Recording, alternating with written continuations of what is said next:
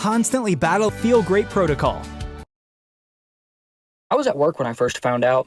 A fellow employee had wandered up to me, cell phone in hand, and asked, "Did you hear that Charlie Kirk just got assassinated?" And I, without even a moment's hesitation, responded, "Good!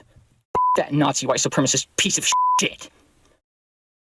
I had never before witnessed such a perfectly blended expression of disgust, disappointment, sadness, and surprise, all through the window of another man's eyes, or experienced a silence so uncomfortable as the one that followed. And although that look on his face now haunts me more and more with each passing day, at the time, it only made me distrustful and upset. But little did I know that the sentence which followed would end up becoming the most profoundly psychologically impactful question that I've ever been confronted with. Have you ever actually watched any of his debates? I decided to end the conversation immediately. This man was clearly a lost cause, one of those intellectually dishonest Kool-Aid drinking types who refuses to engage in good faith with any perspective which contradicts their outstandingly narrow and propagandized worldview. And by this man, I mean me. Because I hadn't actually watched any of his debates. I was basing literally every single thing I believe about a human being with thousands of hours worth of publicly available recordings of himself openly expressing his opinions on a small handful of out-of-context clips that had been curated for me by algorithms and media organizations being funded by the political opposition. I foamed at the mouth, right along with the rest of those rabid and bloodthirsty dogs, gleefully mocking those who had been saddened by his death and downplaying the atrocity of it all by suggesting that political violence is just an unfortunate yet necessary step toward our coveted socialist revolution. That is, until I began to notice a common thread. The exact same comment being repeated ad nauseum in nearly every single online space. Have you ever actually watched any of his debates? I didn't think much of it at first. Of course, right-wingers are all regurgitating the exact same talking point. They're in a cult. They're brainwashed. It was an ordinary and boring morning on the day I found out that I am a monster. In that moment where my curiosity got the best of me and I decided to click on some random YouTube thumbnail of Charlie Kirk with his goofy and gummy smile in an attempt to reaffirm my preconceived biases. And it was an unusually stressful afternoon on that very same day when I spoke to my father for the first time in years, despite the fact that he had always loved and supported me unconditionally. And it was a never-ending sleepless night, coming to terms with the fact that literally every single thing I thought I hated about the right, the bigotry, stupidity, violence, vitriol, and narrow-mindedness, was actually just an outward projection of hatred toward my own self. Charlie Kirk is my hero. He opened my eyes to the cruel and manipulative nature of our political media, brought my family back together, and taught me how to love again. And to anyone who takes issue or offense with that, I'm going to do exactly what he would have done, and challenge you to answer a simple, honest, and straightforward question. Have you ever actually watched any of his debates? This dude right here is going viral for his Charlie. How is it going out there, my fellow world patriots? It is indeed Tuesday, June 30th, 2026, and we have Mr. Ghost and Friends -1 today. Mr. Armando is apparently doing a road trip, so he will not be joining us, but I do have Mr. Ghost and Mr. Doc Mike here with us on this fine Tuesday where the heat is starting to pick up, let's just say literally and figuratively. But I thought this opening was very interesting, and I'm like, well, is this guy like a bullcrapper or whatever? And then I started noticing he's either a bullcrapper or a very good actor, because he had some emotion in there for sure on a couple of different occasions. And my guess is we're having more and more people see not only about this, but things that President Trump is trying to do with our country. And I feel like we're starting to see more and more people start to see what's intended for them to be seeing out there. But before I go on any more crazy rants, let's bring in my brother, Mr. Ghost, and then we'll bring in Mr. Doc Mike, of course. But how's it going today, brother? Due to my own technical operator errors, we didn't do last week's show, but again, my fault. But how you doing? Oh, that's okay. We hold it against you. Don't worry. Yes, I know you would. No. But it's going good. Always good to be here. Always good to address your audience. And, you know, when you see a video like that, you see the very end. And it makes the point. And you're seeing a lot more because both sides have been brainwashed to think that of the others. And we lost the quintessential American aspect of discussion, debate, and persuasion, and non-emotional aspect where, 30 years ago, you could be friends with people who were on the politically opposite spectrum of you, even if you weren't a political person. And you were friends because you had more in common, obviously, than you had apart. It was just a difference in approaches. And that can be debated and persuaded all day long and non-emotionally. And that's what I think our country is learning slowly to do again. I think we need to speed that process up. But otherwise, all good. And yeah, looking forward to tonight, whatever may come. Whatever may fall, we shall see. But yes, and of course we have Mr. Doc Mike. How you doing today, sir? Hopefully everything is going well with Renee, and obviously everybody that's listening and tuning in here is always continuing to pray for her. But how's everything going, my man? We're doing okay. We're doing okay.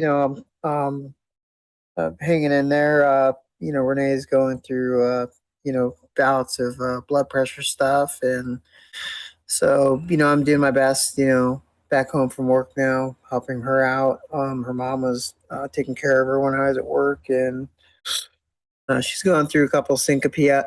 She's going through some syncope episodes, and trying to get over the hump in the hill. And she's we got the heart transplant list going, got bags packed, so if we get the phone call, we're going to head down there, and hopefully she can get a new heart sooner than later. Praying to God every day, and we're we give it to God every day, and that's what we do, and we're grateful for everything. We're very grateful, gracious for all the donations and continuous donations that are going to help her through the heart transplant. And but we're doing okay.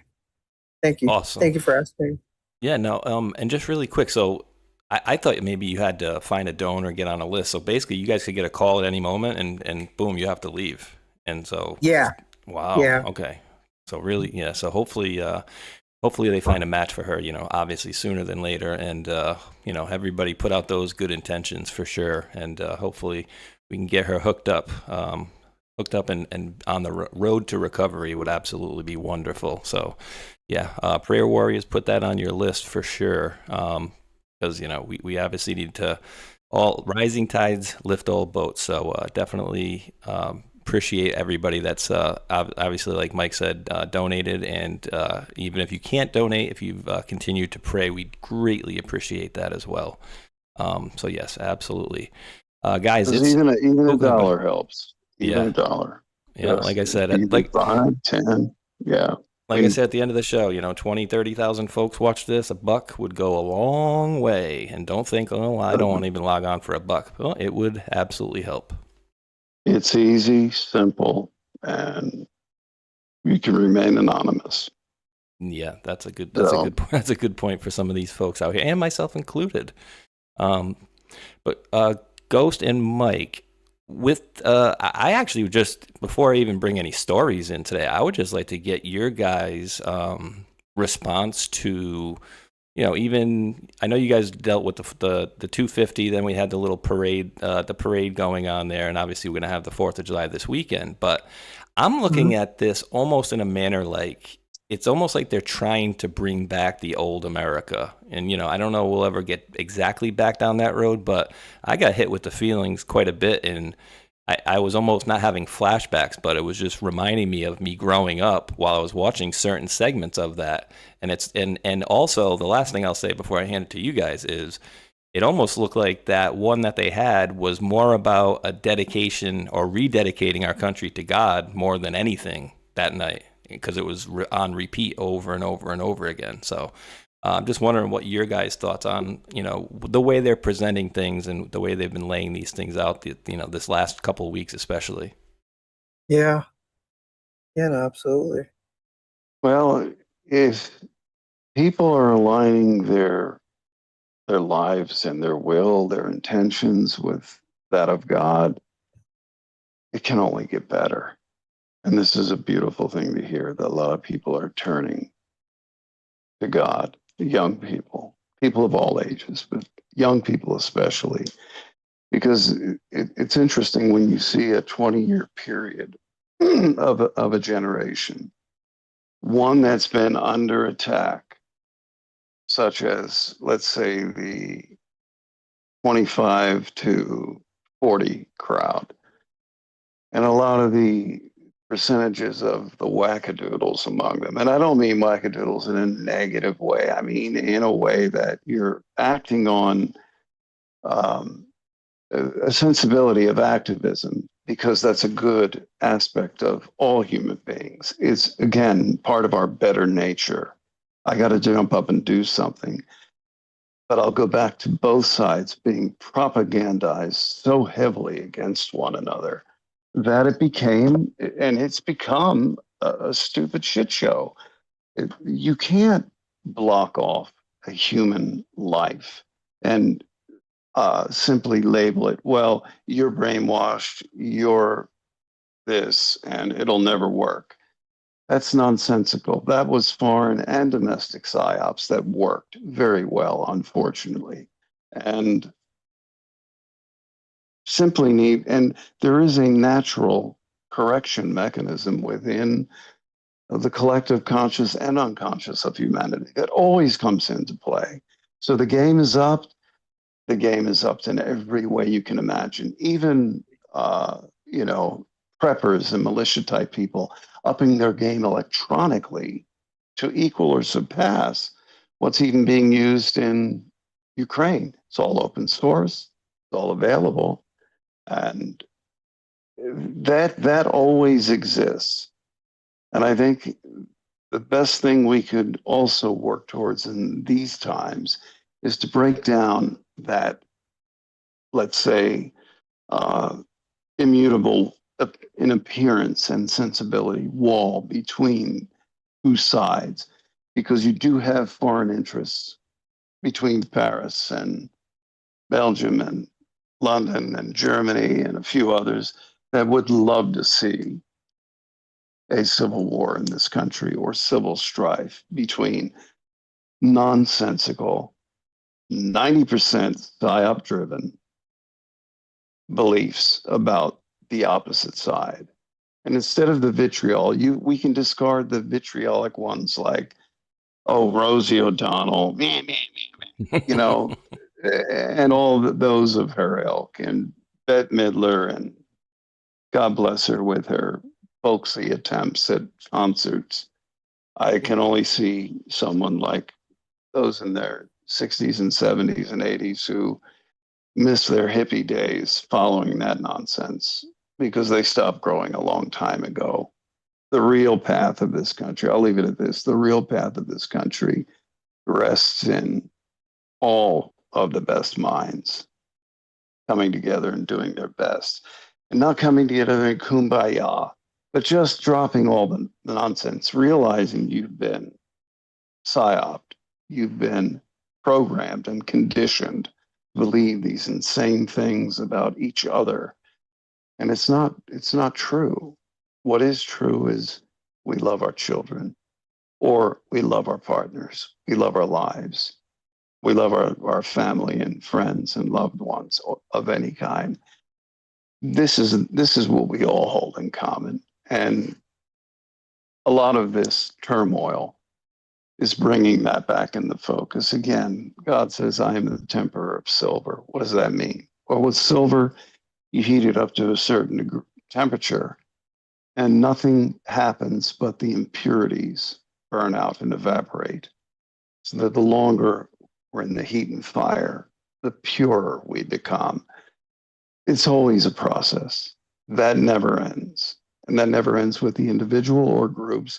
And we need to, as Americans, respect each other, respect our country. Not government. I'm not talking about governments and factions.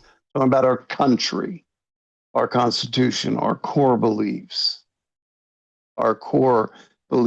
in God, and where we all do have 75% or more in common. Let's try concentrating on that. That would be good. That would absolutely be really good.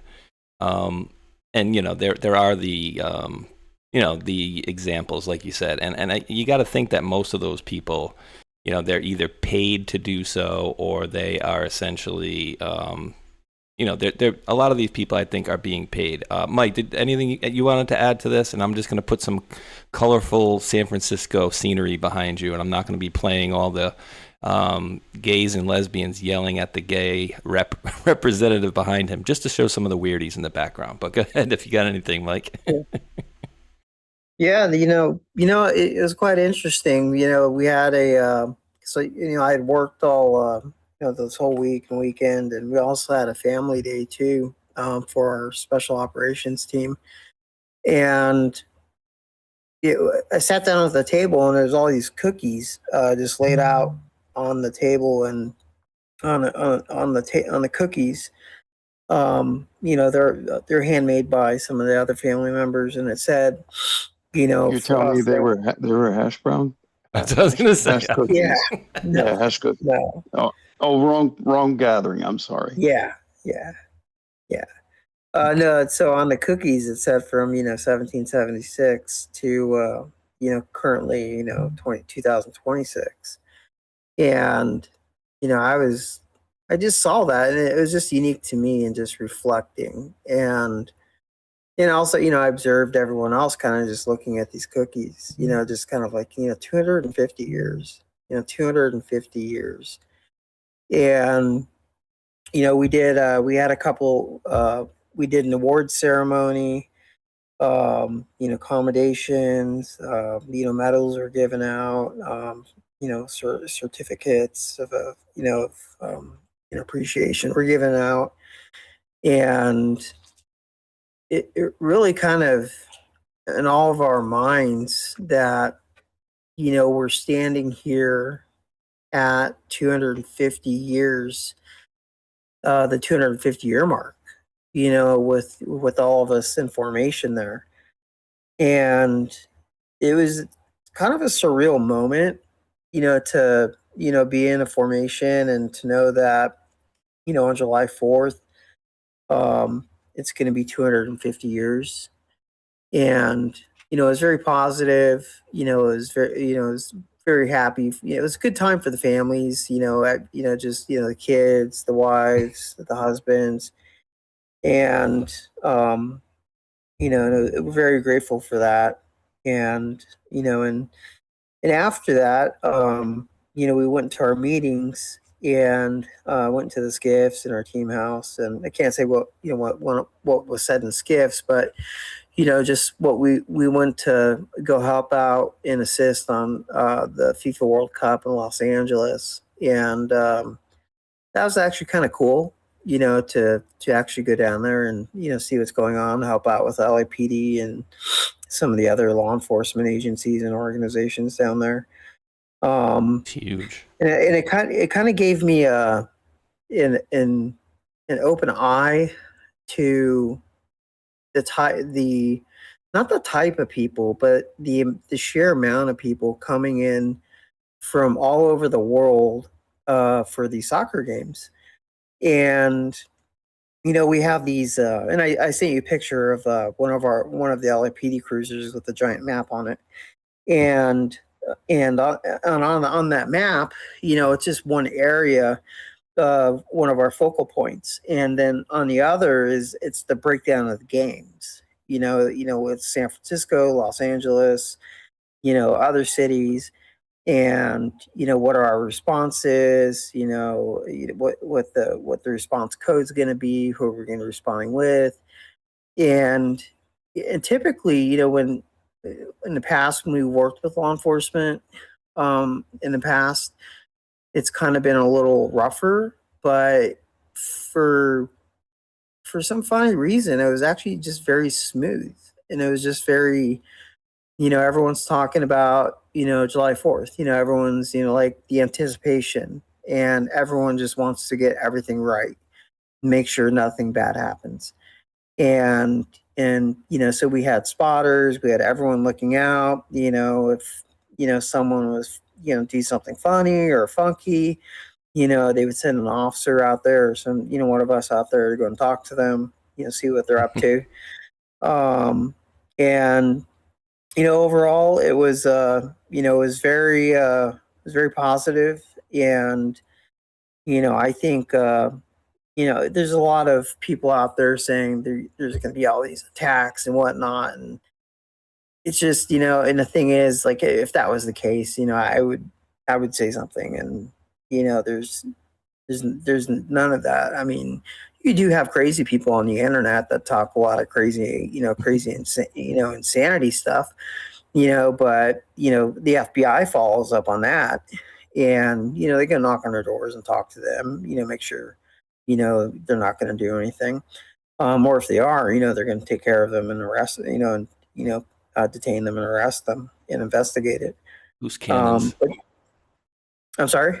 I said, yeah, maybe some loose cannons out there, but nothing like, what do you call it, planned, or nothing on the airwaves for you guys. That's a good thing. And because I think, I forget the guy's name that's running it all, but he said essentially you got many Super Bowls going on at once, and there's so many people from so many different places coming in. Dude, I think it was like last week, Mike, and, we're not even, I don't think we were even halfway done with the World Cup at that point, but we had already beaten the record. It was like 3.3 million. I think we were at 3.6 million, and that was like at least a week ago. I was surprised that we broke the record for population or for attendance of World Cups by a lot. Very surprised by that. And it's kind of cool too. It's being there, and it's just because it goes down to you got your semifinal, quarterfinals, and it just it gets all broken down until the finals. And it's really just seeing the people from coming all over the world, and they're very polite, very humble, and they just want to have a good time, just like if we were to go to a NFL game or a hockey game, they're there for for their football slash soccer game. It was very very polite people. There were didn't hear any red herrings, so I can't really complain on any. I have no complaints on any of those or anything that went on over there. There's a couple, quite a few drunk people, of course, but that's that comes with the sports territory, right? Yeah, obviously. And this one, I don't even know if I heard this one like really. I know I heard it, I think it was a couple days maybe or a day after it happened, but there was supposedly some dude that came in with the Iranian team I think he was escorted out and removed as well. I got a clip here for you, but this account anyway is called the Iran Watcher, but they're saying it's an Islamic Republic propagandist gives the middle finger to thousands of Iranians watching the sun and lion flag after invading the pitch. I was like, wait, I thought pitch was a friggin'... See, I don't know my European sports. I thought that was their version of baseball when they talk about a pitch. I thought that was what's that thing there where they hit the ball with the flat board there. But apparently this dude was removed. But if that's the worst we got so far, then like you said, you can't really complain about it, right? Yeah. Yeah, it's just we were the chaplain was there, and it's just like we all prayed, and just prayed and gave it to God, and please let nothing horrible happen, just let everyone have a good time. And we got July 4th coming up, and it's going to be a magical time to have July 4th for 250 years. This is a moment to celebrate the FIFA games, the World Cup, but also July 4th for 250 years. And, it would just be a travesty if something did happen, and that's the last thing that we want to happen, is something to happen. We do not want that to happen. And praying it isn't. Yeah. And so, it won't be. And so, we just want, everyone to have a good time, and, maybe 20 years down the road, 10 years down the road, we can share this with our children, our grandchildren, pictures and videos of how we celebrated these events, and, nothing that went wrong. And that's what that's what I give to God is, that nothing happens. Absolutely. Amen And to I'm a, that. I'm a bicentennial baby, and therefore one of my not non-relatives, but I call her Auntie Terry from Georgia, actually sent me this for my birthday a couple of years ago. It's a quarter, a $50, and $1, and it's still in the plastic. It comes with this thing that you lay it all out in, but that's why it's Spaceshot 76, and yes, that's right there Nice. too. Nice. But Yeah. but yeah, I mean, I feel like it's almost like they're trying to bring old America back, and with technology and stuff, I don't know how much we'll get back to that point, but I Right. definitely think it was at the very least, it seemed more than anything to me a rededication to God, which is obviously, like Ghost and you had said, that's always a good thing, right? Like, so definitely always a really good thing to get back to God. Wiener's laptop. Do you guys see this is coming back around into the news? And the reason why, Wiener? yeah, and again, so Does he have his kosher sticker? KDU. gay. I don't think this one does. No. So check this out, right? Now I wouldn't have really brought it up, and just because this guy is talking about it on, is that TCN, Tucker Carlson Network? So apparently he's on here, but then this guy picks it up as well. So if it's on Tucker and it's on him and it's coming out again recently, right? Going viral again. And this clown, I always make fun of Mario because he always used to do these videos with Elon back in the day. And did they have a little falling out recently? I don't know, but he's got 3.5 million followers. So anything he posts out is going fairly viral. So here's a little quick, I think it's less than a minute, for anybody that they're not going to tell you what's in them, but they're going to tell you the result of the officers that had witnessed said information that was in Anthony Weiner's laptop. Wiener's laptop had kill switches in it. It was filled with crap that wasn't supposed to be there. We never get to see it. Supposedly 9 cops watched the videos on Wiener's laptop. They had to keep leaving the room because they couldn't stand what they were seeing. And all 9 are now dead. And there's names and faces and deadness, right? They're real people. Now you can say, well, maybe they died for other reasons. I go, but it's still 9 cops. It's like the 5 cops who died after January 6th, right? 4 of them were suicides. According to AI, there were about 80 cops really in the thick of things. 4 of them died from suicide. So that was always a very weird situation. We know Anthony Weiner. If anybody that's new, just really quickly, Anthony Weiner in the very beginning there was, I'll put this down. You guys can see his ugly grill again. Right there. So he was married to Huma Abedin, who was all throughout the drops in Huma for 2 different reasons. Huma is one thing, and Huma is also an alumni group out of Harvard. But Huma's in these drops. But this also came up about his laptop. Excuse me, when he And was. now, who is she associated with? Married to? I believe. Yes, Georgi Soros's son, and I'm gonna maybe mess this one up. They got married on somebody's birthday, and I want to say it was like President Trump's birthday last year. Huh. It was somebody famous, and somebody will probably correct that for me. But this slimy SOB, I mean, why do they always look the part too, right?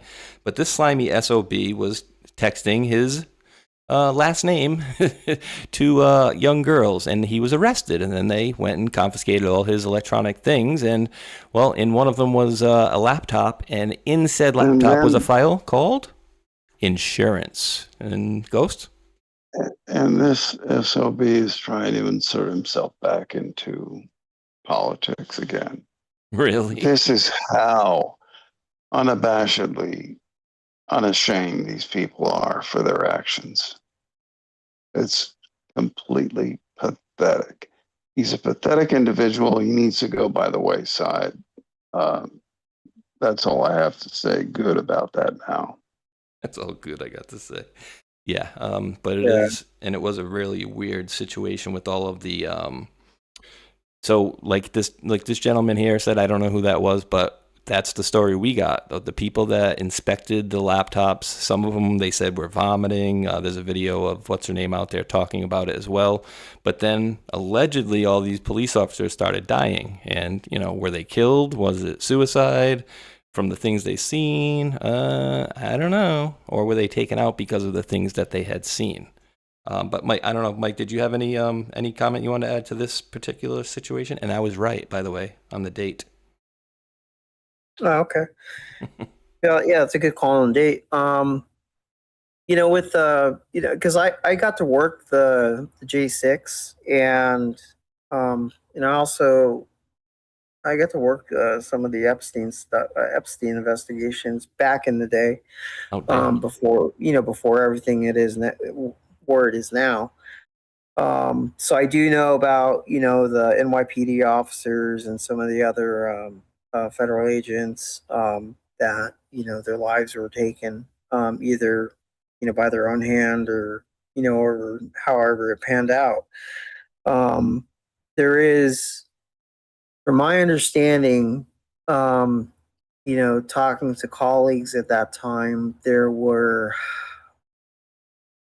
I know it's a family radio show slash it's a family radio show in here, and just the stuff that was on the laptops and some of the other drives is very disgusting. Not something that your hardened homicide detective would just, okay, let's go find out where this this gentleman or child's body's at, and take care of the investigation in such capacity. It was quite a bit different, and I personally did not see the videos per se, so it was all secondhand account to me. But it was from secondhand account from the officers and the investigators that did see it, and it was pretty gruesome stuff. With torture, child abuse, just going down that road. If you know what I'm saying. Oh, yeah. And any snacking that you noticed or heard about? Yes. Yeah, and I don't. Yeah, no, that's fine. It's really disgusting, and I do know 3 of the officers that did passed away. And it's one of those things where it's you're working in a job that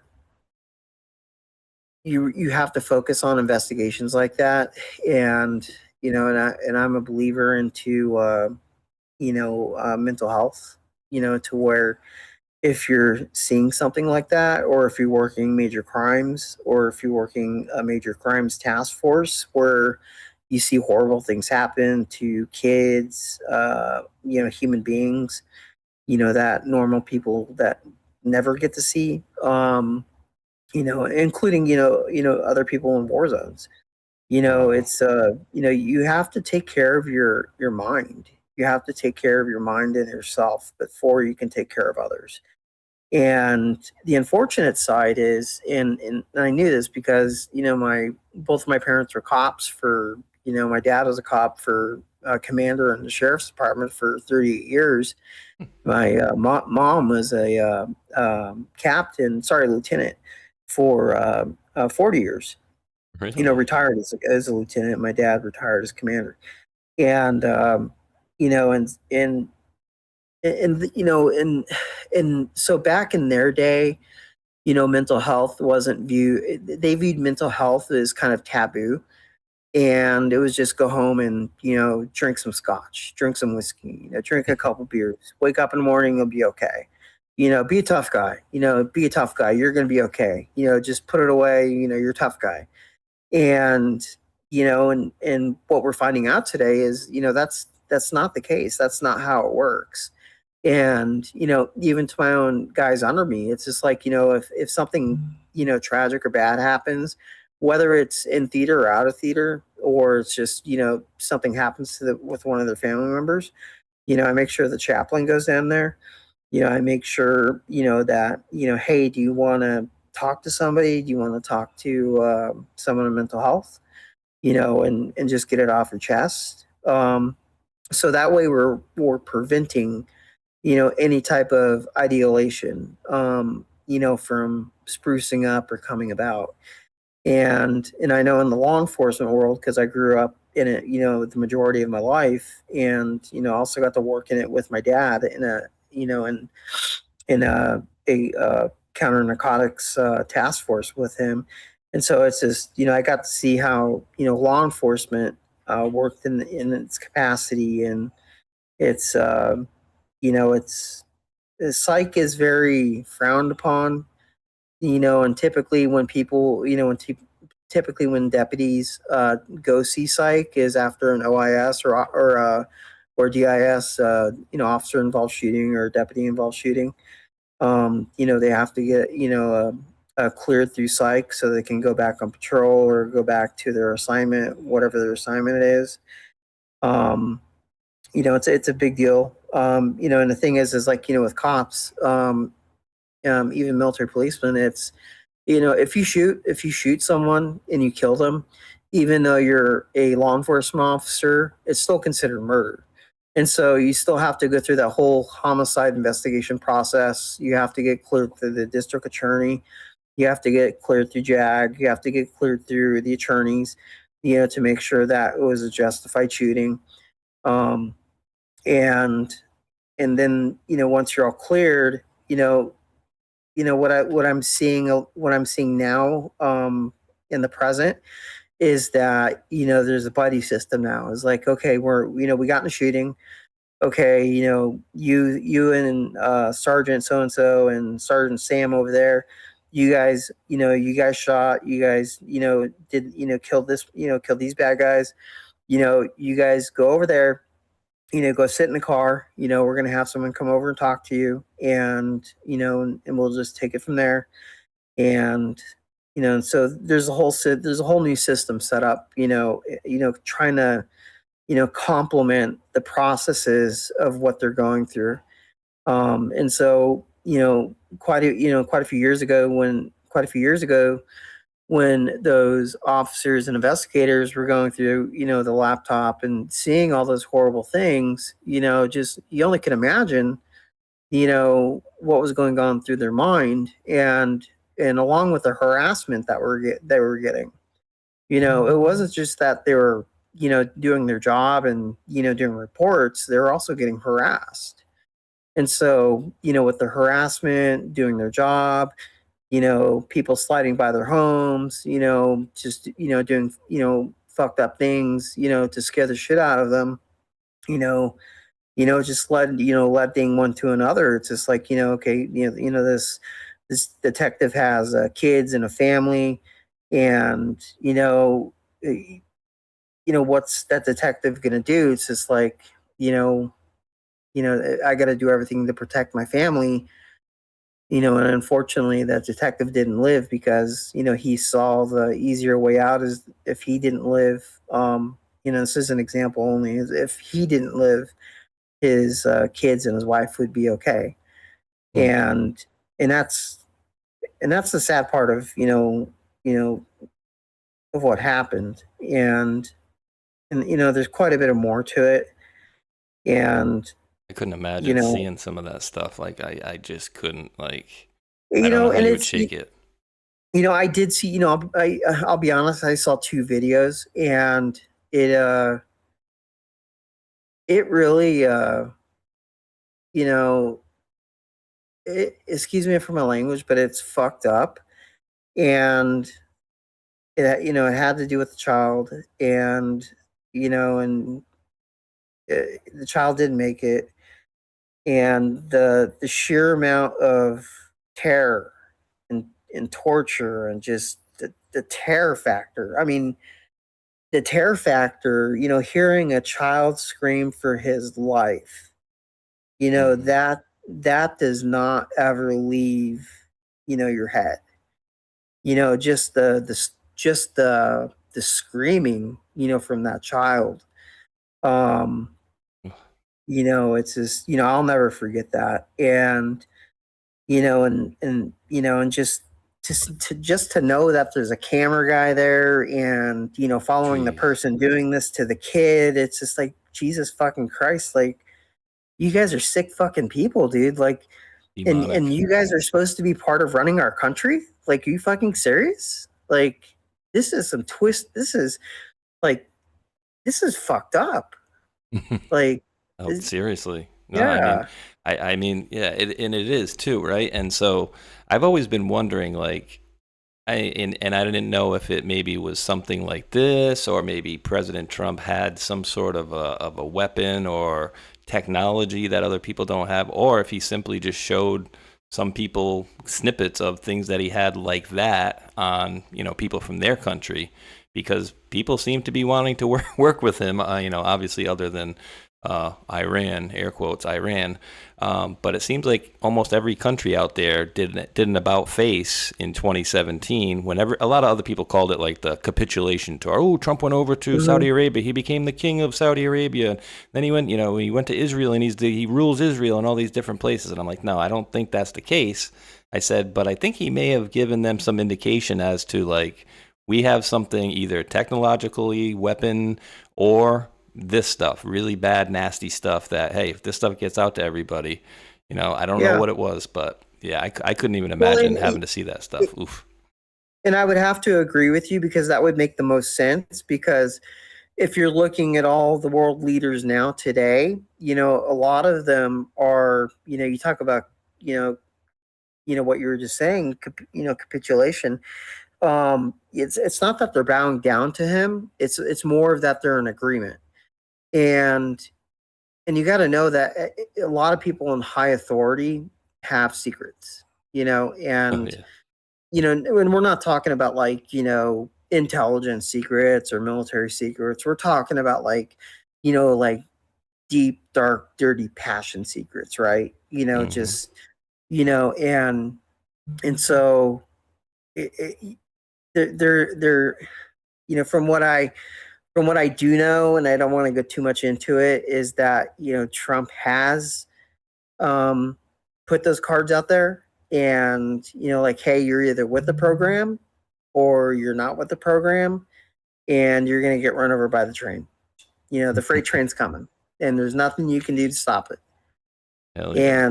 And what you saw was, everyone, 99% of everybody, got an agreement. And, just like you're saying, and as you're watching right here, everyone rolled out their red carpets for President Trump. We got off the airplane, China, red carpet, Saudi, red carpet, Jordan, red carpet. You name it, they gave him the red carpet event. So, I think, Trump's doing an amazing job at what he's doing. It's just, it's just sad to know that, there is world leaders that do these kind of things, but it's also, he's also acting like the policeman, of these world leaders. And, and that has to be the net positive. Absolutely. Oh, dude, guys, you know what? I found this yesterday while I was live, and I'll let this play until I can find this link.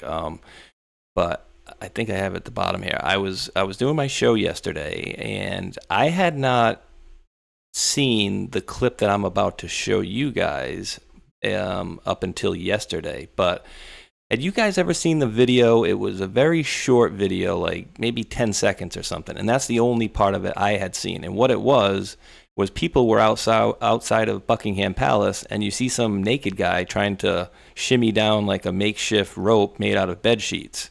And so I'm like, I don't know if that's real or not or whatever. But yesterday I saw like the previous 20 seconds of that video. So no, it wasn't like something that somebody made or anything along those lines. It's absolutely a real clip. Did you guys ever see that clip? And I am going to pull it up in 1 second for you, but just I don't believe I have. It's crazy. We were going through this yesterday, and I'm like, wait, all right, let me. I'll just pull up the video, because I actually, as we were live, I recorded it on the spot. I'm like, wait, I need this for later. Let me do this here again. Record video. Every time I do this, it gives me like a little notification thing here. Notifications, new recordings. Here we go. Okay, and new recording a day ago. Here we go. And it's this one.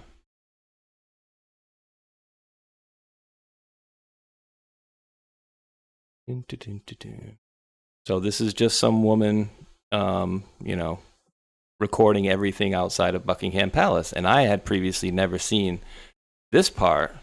I had only seen maybe from like yeah, I saw from maybe like right here on, and that's it. And they're like, wait, what the hell is going on here? To escape for your life, and then jumping that far. And then these women are over here laughing like as if it's funny. Like they're like, oh, look at how cute. And I think what I was saying at the end there is like they're finding it cute and funny, and I'm like, wait, they're over here laughing at it, but it's like he's fighting for his life. That's a long jump. Yeah, and watch the fall. Watch this. You actually see him drop from like right here, and geez, I don't know what the heck was going on here, guys. But again, we have, and this isn't, you know, this is before AI was a big thing too. Ready? Whoop, boom. I mean, fuck. Yeah, like how far was that? That had to be a good 30 feet, 40, 30, 40 feet. Jeez. I mean, yeah, because I'm trying to look at like this, and then, all right, he's at the second window down from the corner. The naked one from the palace years back. And dude, like, I had just come upon that video yesterday as I was doing some other things, and I'm like, wait, all right, so that's not just some short clip somebody made up. I referred that to that incident as the Butt Buckingham Palace incident. And oh, by the way, I don't want to rehash too much old news or whatever, you know, a whole day old. But while we're talking about these guys, apparently they are renovating Buckingham Palace, and it's not going to be done until 2027. But even when it's done, they're not going to be moving back in. Right. So I guess they're staying there. They've been staying there since 2003. But then they're not going to move back in when it's done.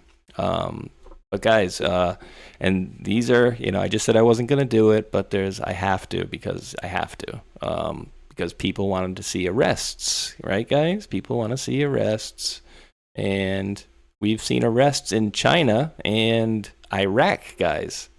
And these, in both scenarios, are not like, all right, it's just some, you know, enlisted guy or whatever. We're talking 6 generals in here, in China, excuse me, and then it's also senior politicians as well over in Iraq in the green zone. Now you guys have some experience with this stuff. What would you describe the green zone as? Because previously I was under the assumption that it's only our military would be there, or are there like joint bases there as well? If you can say, like, I don't know what's classified about those bases or not. Uh-oh. Well, you know, for the green zone, I mean, it's you know, it's where, you know, all of the bulk of the U.S. military was, and you know, during the Operation Iraqi Freedom, you know, but just thinking about, you know, and you had joint forces there too as well, especially, you know, with Iraqis and other countries as well. But you know, I was reading this, watching this, and I was actually kind of baffled, you know, because, you know, in the past, you know, when you would have elections, you know, we would go pull security, perimeter security for the elections, ballot counting, you know, for whoever they're going to vote somebody into a certain position. You know, you would have suicide bombers come out. You would have VBEDs come out and just blow the place up. You know, people come in and start shooting everybody, you know, in the voter areas, you know, people trying to vote. And, you know, to actually live through that and to see a change of guard or a change in the House of what they're actively doing right now for, you know, for their political financial corruption people that they've arrested, that's actually a big change. And that's actually a big diplomatic, you know, positive, it's a big positive marker. And you know, because, you know, in Iraq you have Sunnis, you know, you have a whole, you know, quite a few different, quite a few different, quite a few mixture of Factions. people, right? Yeah, factions. And hold on real quick. This thing just popped up. Oh, no problem. Don't take your time. I'll read this for a And second. okay, yeah. So you have all these factions, right? And so to see this, to where they're coming down and making arrest on these people, like, hey, that's like, if it's a legitimate arrest, and they did their investigations, and they're all rightful arrests, kudos to them. Kudos to them, and that just shows them growing in their nation. It just shows them that they're growing in their political realm. And they're not, they're tired of the old guard adjective bullshit of like when ISIS came in, and then before ISIS you had all these other people coming in to flip votes by killing people, mass amounts of people. And so this is, it's a new change, and it's a positive change, and no one's getting hurt over it. I mean, obviously the suspects have gotten arrested over it. So I see that as a net positive on it. Huge cash. They're saying like Yeah. 20 million, or what is it? Yeah, 20 billion Iraqi dinars, $15.5 million from high up folks. So I thought that was really cool. And then also over in China, they removed 6 generals. And I played this. I put this back into my best files because I really enjoy this clip. And I don't exactly don't know what was going on here, but this is Hu Jintao, the former president of China from 2002 to 12. Yep, right there. And then he gets removed from this conference in 2022, sitting right next to Xi, as Xi's giving him like the smiley face, like, yeah, okay, get your fucking ass out of here and beat it. We don't want to see you here anymore. So they were doing something. And I've said it to folks before in other shows, which is, as best I remember from him, his father, I don't know if his father was killed by the CCP, but I know he was also taken to like a re-education camp as well. And I think his parents were like, they were resistors to the CCP. And like, how does this guy who has to go get, reprogramming, how does he become a president later on? Do they forget? And did he, does he have some hard feelings about that still? And again, I don't know the answer to that. I'm just putting out questions.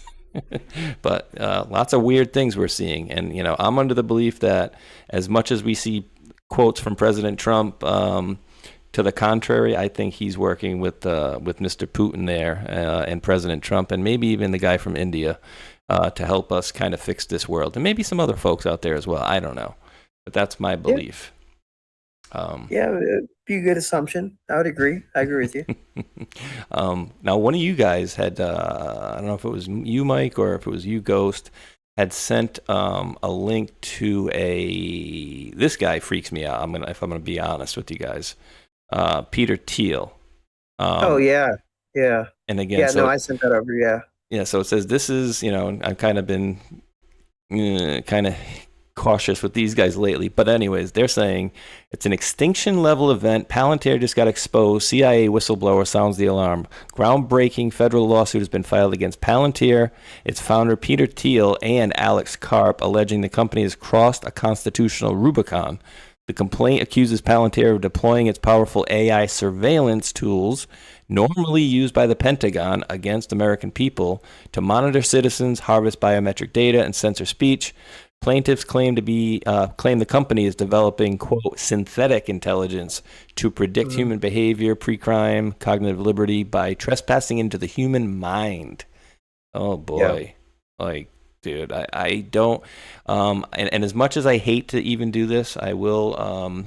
I have to bring up, and I forget which one it is. It's one of the Krasenstein scumbags. Maybe Ed, maybe Brian. Let me see. No, it's the brother. Big subject. Yeah. Wait, I went with Brian, and there's a point for this, believe me. So Ed. Hey, all right, he changed his friggin' header.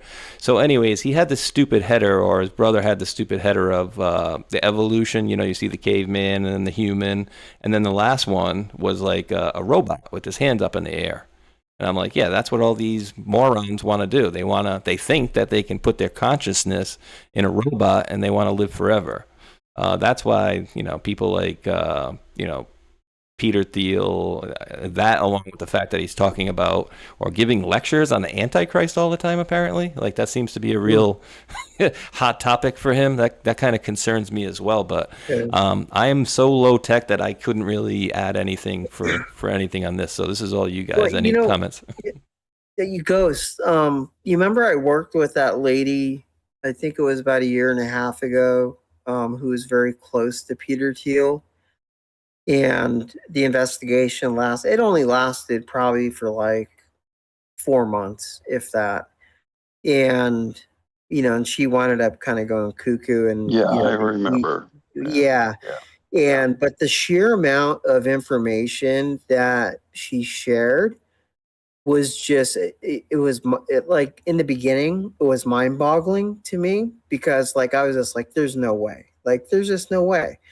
And then, and then putting it all together, like, writing down the reports, putting it together, researching it, looking it up, and it started to make sense. And it was just, in exactly what they're talking about here, is, a year and a half ago was exactly the same, information that was coming from the source or informant that was sharing the information. And I won't go into what it was for, but as far as, the information, what they're talking about here, this source, this information was being explicitly spoken about. And, it actually went into where they were using AI, Wi-Fi, Bluetooth with other sorts of different frequency connections to tap into the human brain with a certain type of frequency. I can't recall the frequency type, but it would be where, like, if you're thinking like, I want to go to school to become a nurse, and you're just thinking about it, right? And then you look down at your phone and all of a sudden you have all these nursing ads for different schools. And this is actually a real thing. And it's actually more common today than it was, a year and a half, 2 years ago. And there's a lot more information with that investigation that just was, you just had to be cautious to, the lines that you were, going into. Ghost, did you want to talk about some of that? Without naming any names, of course. Oh my God. Now let's just let that step. There's I was texting someone. Because what I wanted to get into was where you talk about pre-crime and global surveillance. Okay. Because what they're doing is with like the flock camera systems is now they're integrating audio into the flock camera systems, and that's now accessible to people who have access to it, or even hackers that can access that. And so you literally can follow someone home via the flock cameras, and and pull up their license plate, find out where they live, and then pull up their Wi-Fi routers and everything. And if they have any cameras inside the house, you're literally just spying on these people, watching, living their daily lives and collecting open source, or not open source, sorry. You're collecting intelligence and information on people. Active. Yeah. all day long from Yeah. remote locations, thousands of them. Yeah. Now, there's a problem with that. And, I think what we're dealing with is, let's say, Palantir, TL, other organizations. The company that is over those cameras is in West Virginia. And to come up on the address of the building, if you can find it, the front of the building, they have appearing as basically empty. And these are semi-modern and modern office buildings, 2 locations. No signage, no nothing, a gate. And you had that one young man, I've got to pass these videos on to you guys, where he's standing outside in the public area as people are driving in to work on that system. And they're videotaping them. And they're saying, the drivers are saying, I don't feel you comfortable. No, we're doing this for your safety. Okay, so they're turning the tables on them and turning the very operators and developers and business and behind the flock cameras on these people that actually work there. Well, the police got called. They went to the next location. Same representation. No signs. You didn't know what building you were coming against. Fenced off, and people at the entrance, obviously guards at the entrance. But they did the same thing there. And none of the people from these videos took it very nicely.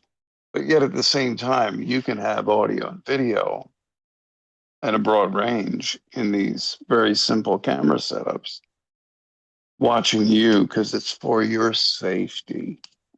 Okay. So this is where I think again, society needs to get involved. They need to see the reality of these systems and why they're saying they're using them. Because when you turn the tables on those up, obviously anyone's not going to want anyone, and this is what they're overcoming.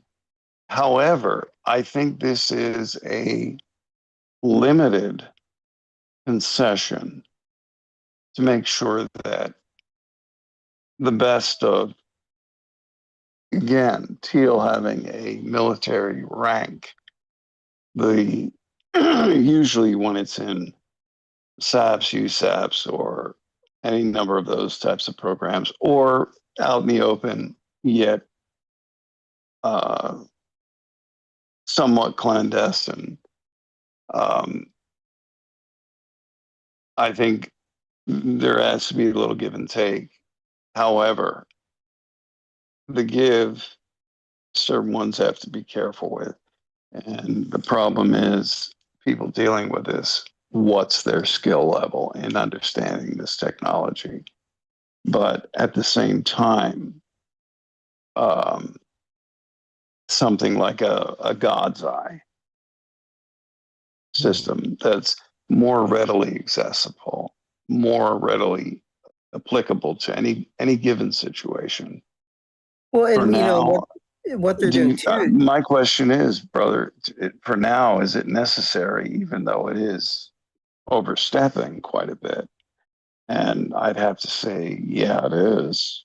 Until we get past. Yeah, and I wanted to add into what you're talking about with the God's eye too. Is they're within the renewed contract is they're adding in drones, and so with the God's eye. So let's say there's the flock camera picks up and says it's an emergency or some type of domestic going on, and so the company sends out someone's a drone. been identified. That's one. Yeah, and so it sends out a drone, and the drone is now flying around your house, and just following you until either law enforcement gets there or whoever gets there. To that extent, I don't know.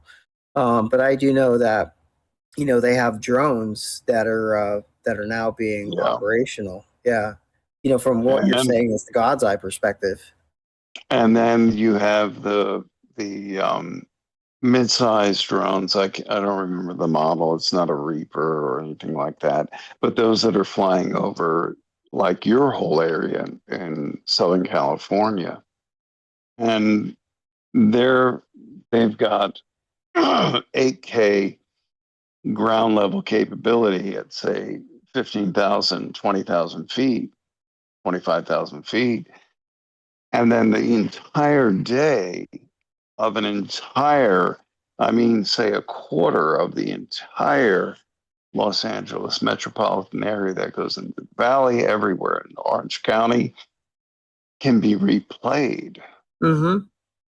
and backed up. And yes, a lot of nasty, stupid little criminals, gangs, drug cartels, their mules and their runners have been traced by that. Even, murders, hits from Yeah. them. So all of this is, again, everything's a two-edged sword. A pen is a two-edged sword. I can sit there at a bar and stab you in the right place with a pencil or a pen and kill you. Or I can sit there and write the next great American novel with that pencil or pen. This is what we're running up against with all these systems. And a question I still have, but a lot of indicators, and Mike, you tell me what you think, a lot of indicators show me that it's being used for a majority, over 50.5%, for the betterment. And this is where the compartmentalization has to be, in my humble opinion, broken down, the interagency communications, widened bandwidth between them, and we could have a very good working system. Yeah, And with I blockchain and AI watching for fraud, there we go. I totally agree. It is the one thing I don't agree with is they need to get rid of their third-party independent contractors. It's Amen. like everything Amen. needs to be within house. Because you don't have FOIA with them. They've got that one very nebulous chasm between the private corporations and the government and FOIA. No, what these private corporations are doing, Lord knows the government would not be able to do easily. However, through better streamlined methods of things like FISA, et cetera, it could be done better. Again, with AI and blockchain of incidents, all of recorded, all of this, and in other words, the forensics available, we could, and I think it's actually headed in that direction, to theoretically handle these systems with the proper respect for constitutional rights, rights at birth, and that are meant to be protected by the government, not sold off, manipulated, or, okay, here's your permit and you've given up certain rights. So much of this can be done better. Maybe that was part of what Musk was arguing about with Doge. I think what he was running into was the frustration of, here's this plethora, this orgy of evidence, yet we can't act on it. And I think it's simply because he didn't understand the more complex political ramifications. And if you're going to execute this kind of information gathering, this kind of information tracking, you've got to have it on the right side of that 50%, or we're running into another generation of issues. And we don't need that. Oh, we need some guardrails on this thing. Guys, give me a couple seconds to thank some folks. And Give me an answer to this, or I don't know if either of you have looked into this, but this was part of one of the donaciones that was sent. We were asking, John Dunning asked if anybody's ever looked into the UIF Corporation, which I had never heard of, but apparently it's founded in 2007. Says it's an American financial service company headquartered in Southfield, Michigan, provides residential, commercial real estate financing, to and time deposit savings and accounts conforming to Islamic principles. So it's basically like I would Islamic. like to see this, more of this. So if you could send it to me, both of us. Yeah, I'll drop this in the old links there. But that is, that was John Dunning from YouTube. Dropped over a $2 super chat. Appreciate that one. And then Cyrus the Great 87 dropped a $1 holler on Rumble. Says Huma, Wiener's wife, July 2nd, Delta Q, dropped 250 for 250th. I went to look that up, but it told me there's 178 Deltas for that day. So I don't have the time in this moment to look at that, but I do appreciate that, brother. And the last one for now is my brother D Starboy gifted out 5 subscriptions to the old channel. So I do greatly appreciate that. Thank you, and thank you guys for a couple of minutes there to say that. But yeah, hey, they're Islamic. They gotta have their banks too, I guess. But I'll send you the link to this thing as well as we kind of move in. Once one of you guys are talking in a little bit. But I was silent for about 20 minutes there. I had very other things I had to text. So no problem. I'm back 100% right now. You back with us? Are you sure? Yes. Okay. Promise you. So I've heard about this through some law enforcement friends in Minnesota, and there's a representative Ilhan Omar has or I'm not going to say she is the sole user, but I guess you could say the community. And the fraudulent community has been using, you could call it a religious credit, federal credit union, or what this bank is called, or religious. She's got to change her accounts because she's marrying another brother, from what I understand. I'm not sure about that. Very possible. Yeah. That gives Mother Effer a whole new term, don't it? Literally. But let's see. I was just talking to my buddy about our country in general, and he's like, "Well, Charlie Kirk was a nationalist." I'm like, "Well, nationalist? What does that mean? That you love your country more than like everything else? I think we should be taking care of our country. I think we should have." To our best of our abilities, certainly no homeless veterans, but, try to get no homeless people at all before we start being, the Robin Hood for the rest of the world, essentially, and giving out money. I thought this post from Elon was interesting. Nationalism, the idea of nationalism, being proud of your bordered tribes, all of that, that's natural human instinct and grouping. Doesn't mean there's differences that cannot be easily overcome with discussion. But there is nothing. Again, the psyops wanted you to think nationalist was a bad thing because that's contrary to globalist. And nationalism in any form, and in the vast majority of form, it simply means America first. America first. Absolutely. Let's take care of our country. Let's rein in all of this outsourcing of manufacturing of critical items. Let's rein in all of this giving, like to the Taliban. We need to cut that off. Let's see what boils up. And then not play games. That's the only realistic approach to all of that. The money we're giving to Ukraine, let's stop that nonsense. Absolutely. Because it's globalist shit that results in that. Nationalism is not a bad thing. It means you're proud of your country. You're proud of. I'm a nationalist because I'm proud of the American people and their capabilities, every which way. I'm a nationalist because I know that as this country goes, and it's not an American arrogance perspective I'm coming from with this, but the facts remain.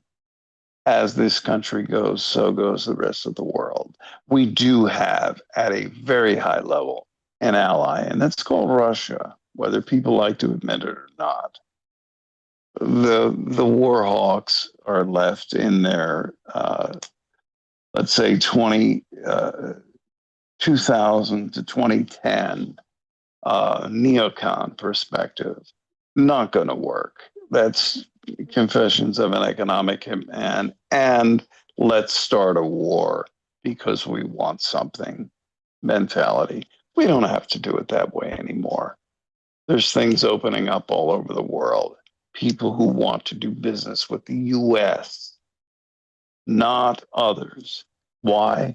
Because they're going to get the most bang for their buck. And if we do it right, the complete opposite of Confessions of an Economic Hitman, we've got then long-lasting partners. We have places where if we needed to place an 800-man base, we could do it, which would then stabilize more areas of the world. The globalist agenda doesn't like these things. And this is where it's heading. Technology, AI, XAI, AGI, ASI, all of it's going to make all of this and more possible so that all of the kinks are looked at, all of the ways of interrelationships with foreign countries are looked at. And again, we need to replace the programmed warfare for profit and warfare for bloodletting. We'll leave that for another time in the dustbin of history, but maintain a posture of absolute, not defense, but offense, like we're building. And that then says to the nations that are still 4, 6, 8, 1,200 years behind in their thinking, yeah, not a good idea. Maybe we should get smarter. Look, to succeed in this world, you don't have to be a criminal. You don't have to commit fraud. You don't have to lie, cheat, and steal. Because if you're truly smart enough, you can do it all within the law. And all that's acceptable as moral and ethical among all. That's how Musk did it. Listen to his attitude towards money, mammon, and what he has said. The trappings of wealth don't do anything for me. If you think you're going to use money to leverage me, and he threw his middle fingers up in that one interview, because he knows that he knows money is what it is.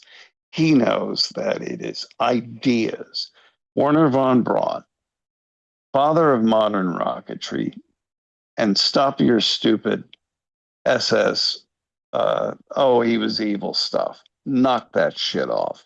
Because if you know the real story, you know that's nothing. Everyone who was a scientist of any worth had to go into the SS with a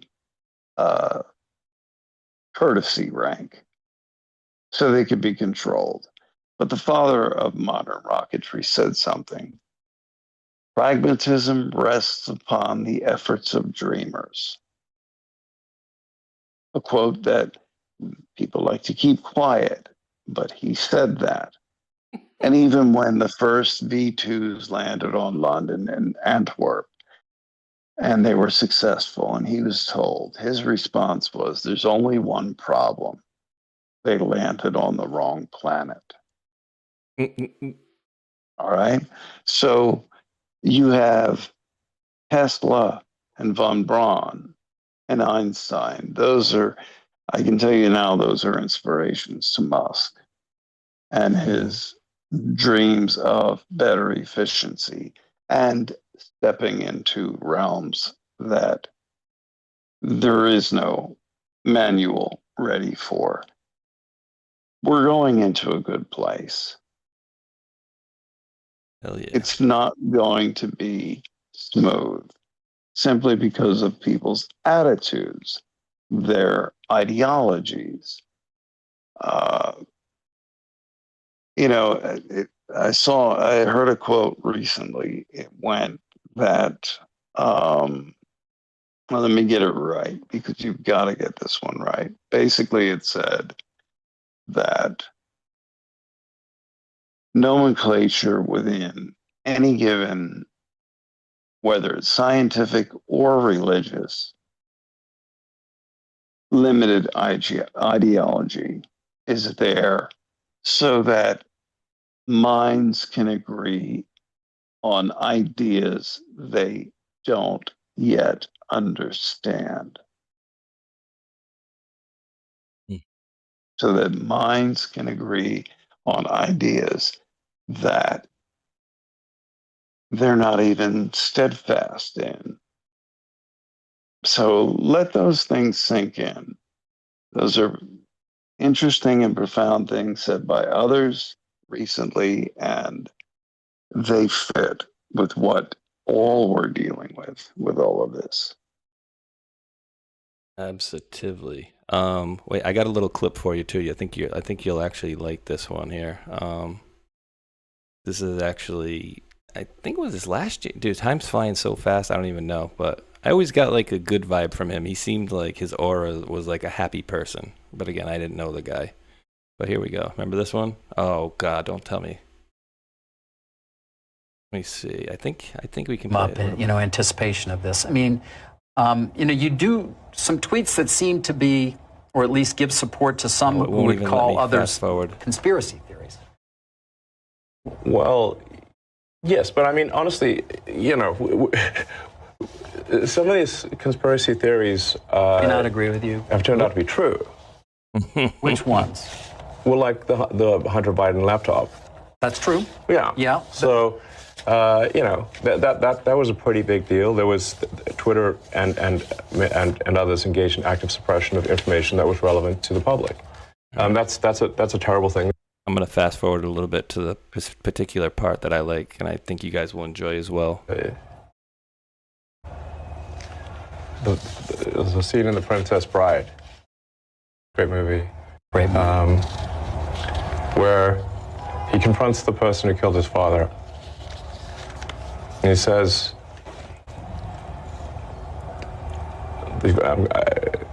offer me money. Offer me power. I don't care. So you just don't care.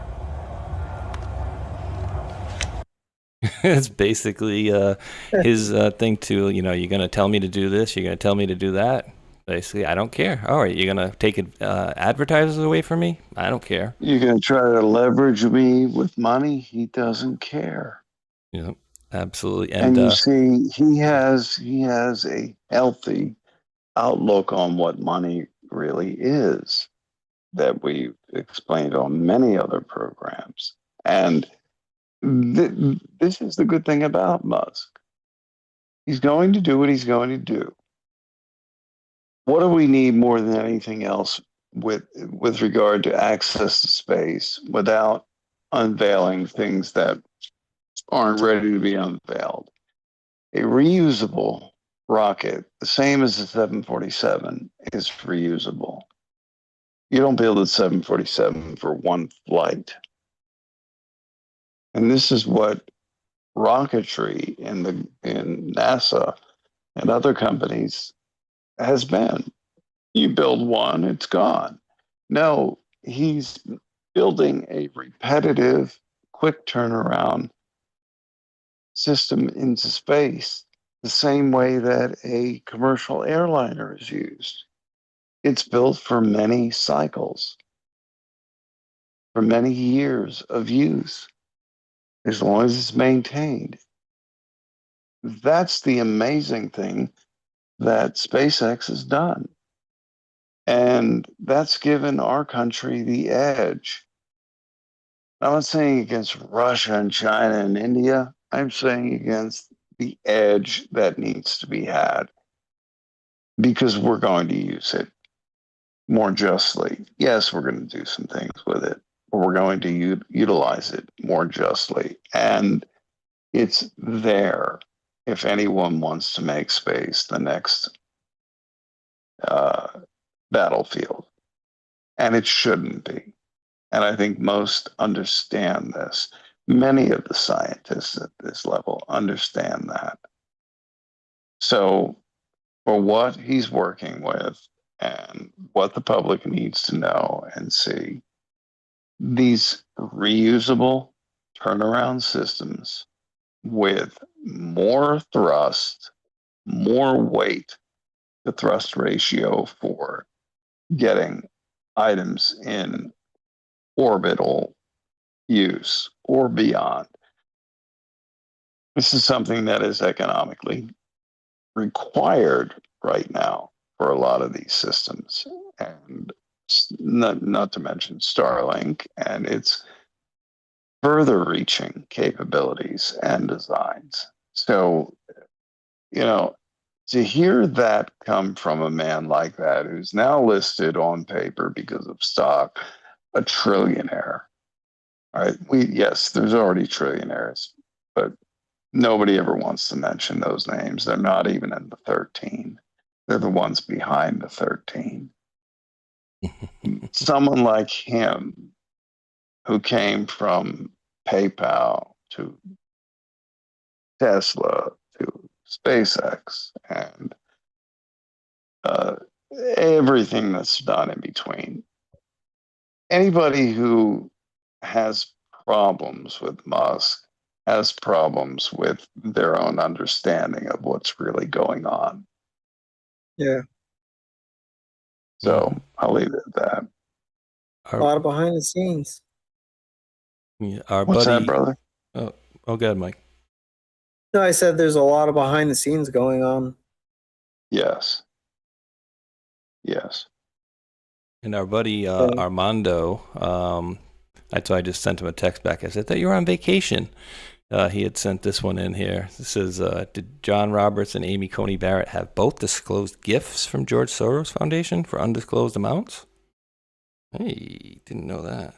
I never looked into that, but with the weird things with his alleged adoptions, or not even alleged, right? He did get kids didn't he adopt kids from Ireland, which we're not supposed to be able to do, with maybe some help or something like that. But it almost seems like we get the rulings that we need to get, because some people are saying some of these were losses, but at the end of the day, it's giving President Trump more power. And with the election stuff, did you guys see the one about the in particular, the one about the mail-in voting? This is the one that I was just like, wait. So they basically came back and said that you can count postmarked, as long as they're all postmarked, right? But when does that break down as far as like, all right, let's say it's just for easy math, we'll call it November, okay? We'll say election's November 1st, and all right, well, now it's November 25th. And, oh, wait, I just got a batch of things, but they all have November 1st or, October 31st. Like, is there a time frame in which they could say this is not reasonable, or is this a setup? Because I don't know if they're going to put those aside and count them separately. But, like, how far can you go out from a friggin' mail-in date? Because in state, it shouldn't be anything longer than, 2-3 days at most? Right. So I don't know if there's any type of limit. It's supposed to have a specified time limit for you to churn. It's like, here, I have my mail-in ballot. It's gives a date. It has to be mailed in by this date. And then I'm assuming it goes to the post office, gets stamped, and it gets the certified seal of approval. And then I've seen cases where it's especially with what's his name, Spencer Pratt, where the ballots didn't get the certifications because there was no signature. The signature was incorrect, and all sorts of other stuff. But then you had Gavin Newsom saying, "Oh no, you can put your scratch mark, you can put your X mark. X marks the spot, a little circle, happy face, and that counts as a signature. And as long as it gets in by the certified mail-in date, and that will still count." And so as I'm reading into this, it's like a wobbler. It's going to work in a way to be beneficial, or as like always, there's the criminal element to this where they're going to be able to abuse it within a loophole somehow. So that's just kind of my, from what I just read today about it, because it just came out. That's just what I've been thinking about it, in my opinion. Hopefully they're going to friggin' do some sort of a sting on this thing, because it doesn't make any sense. And actually, I don't even think I end up finishing. I never even finished that thing. But so Elon posted this out earlier about the U.S. aid. Because remember, we're going to stop giving U.S. aid, all this money for whatever, and all these people are going to die of AIDS. It says deaths in Africa decreased after U.S. aid funding was cut because they're no longer able to push for violent revolution to install leftist regimes, right? Which we've been finding out that essentially all the money for U.S. aid, to help people has been going on to foment all these color revolutions all over the world, essentially.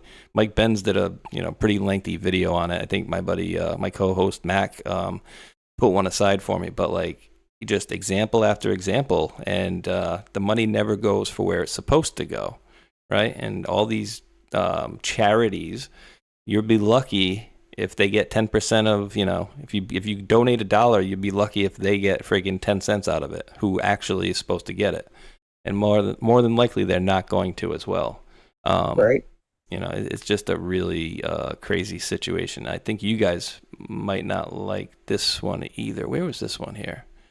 This one was crazy. DEA agents in New Mexico repeatedly ordered to might have to bump this one up. I don't know. So again, I don't know this gentleman right here. But listen to what he's saying. He's saying DEA agents in New Mexico were ordered to stand down. So I don't know if you've come across anything along that. Let me turn this off for a second. Just make sure it's loud enough and see what he says here. DEA agents in New Mexico were repeatedly ordered to stand down on fentanyl seizures. Here's what we know. David Howell, a DEA agent in New Mexico. He was working cases, serious cases, involving over 100,000 fentanyl bills. And repeatedly, the U.S. Attorney's Office told him and others to stand down. Don't seize. Let it go. David started asking questions, and what he found was bigger than his own cases. Across multiple investigations, the U.S. Attorney's Office was directing agents not to seize fentanyl. The pills that were allowed to walk add up to millions. Fentanyl is so deadly, DEA itself warns one pill can kill. This many pills being allowed to walk free undoubtedly cost American lives. So David came forward to blow the whistle. And it's getting attention. Last Monday, the Associated Press and Albuquerque Journal made David's disclosures public. That night, President Trump posted on Truth Social about my first interview on this case. On Wednesday, the governor of New Mexico called for the state's attorney general to open a criminal investigation into the federal government's actions. And the next day, the DEA administrator called for the Justice Department inspector general to investigate. Today, the New Mexico governor held a press conference to call for hundreds of millions in restitution to the state. I met with congressional staff, providing them with more documents in the case. And a new comment just came from the White House. This is moving fast. I'm Tristan Levitt, president of Empower Oversight. We represent federal whistleblowers who risk everything to tell the truth. David Howell is one of them. He hopes the White House will reverse the disastrous Biden administration policy that let millions of pills hit our streets. So he's basically saying that the Biden administration let this stuff hit the streets, and even President Trump had.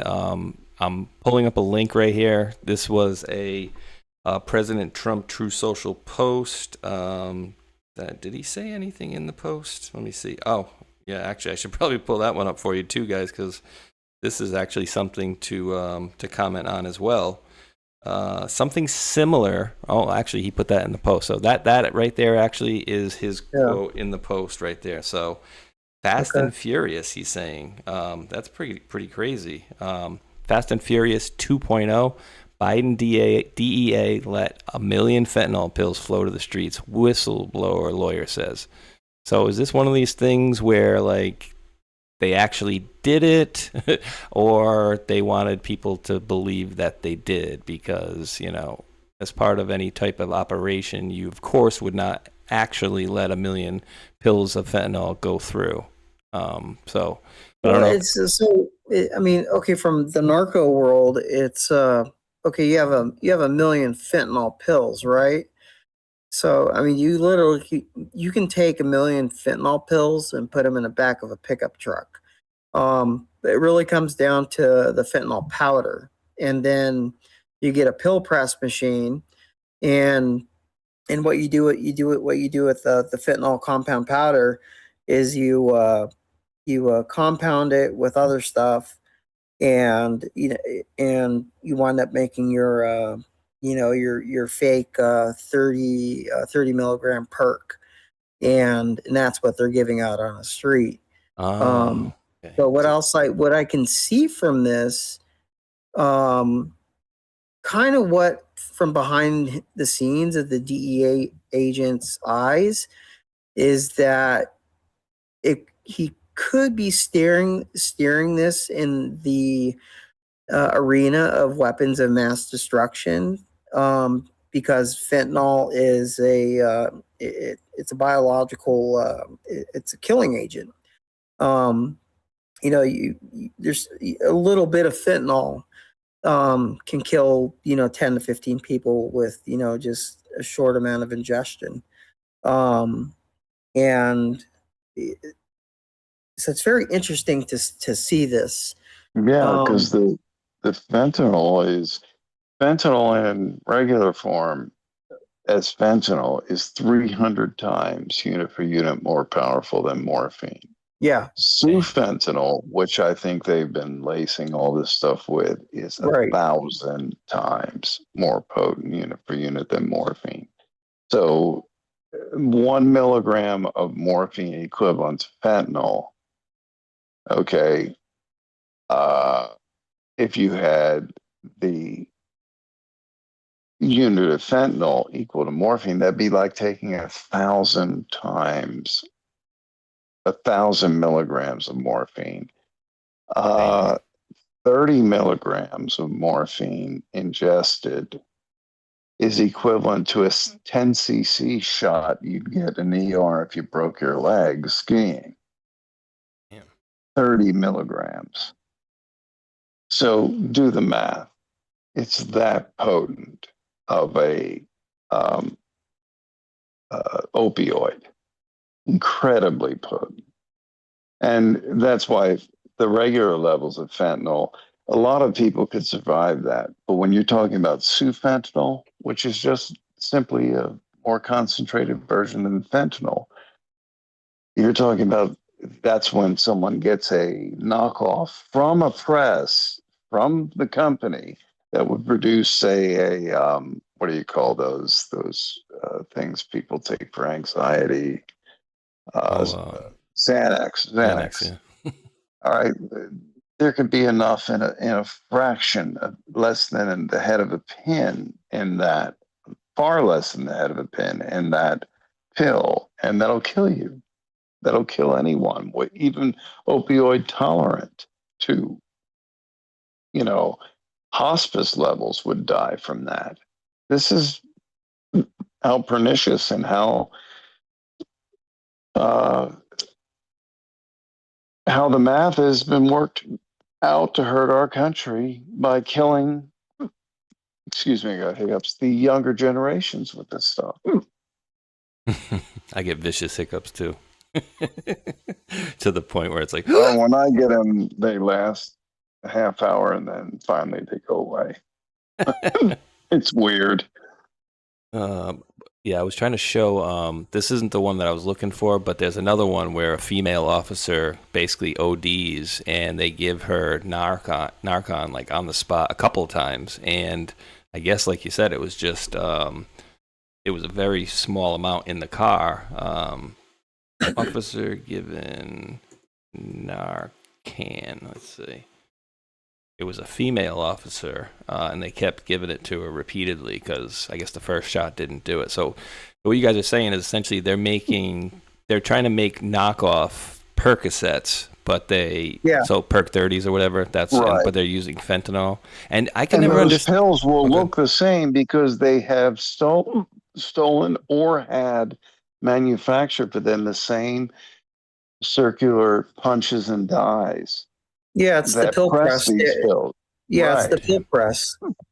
And you can't tell the difference because it's identical markings and just as well, there's a scoring line.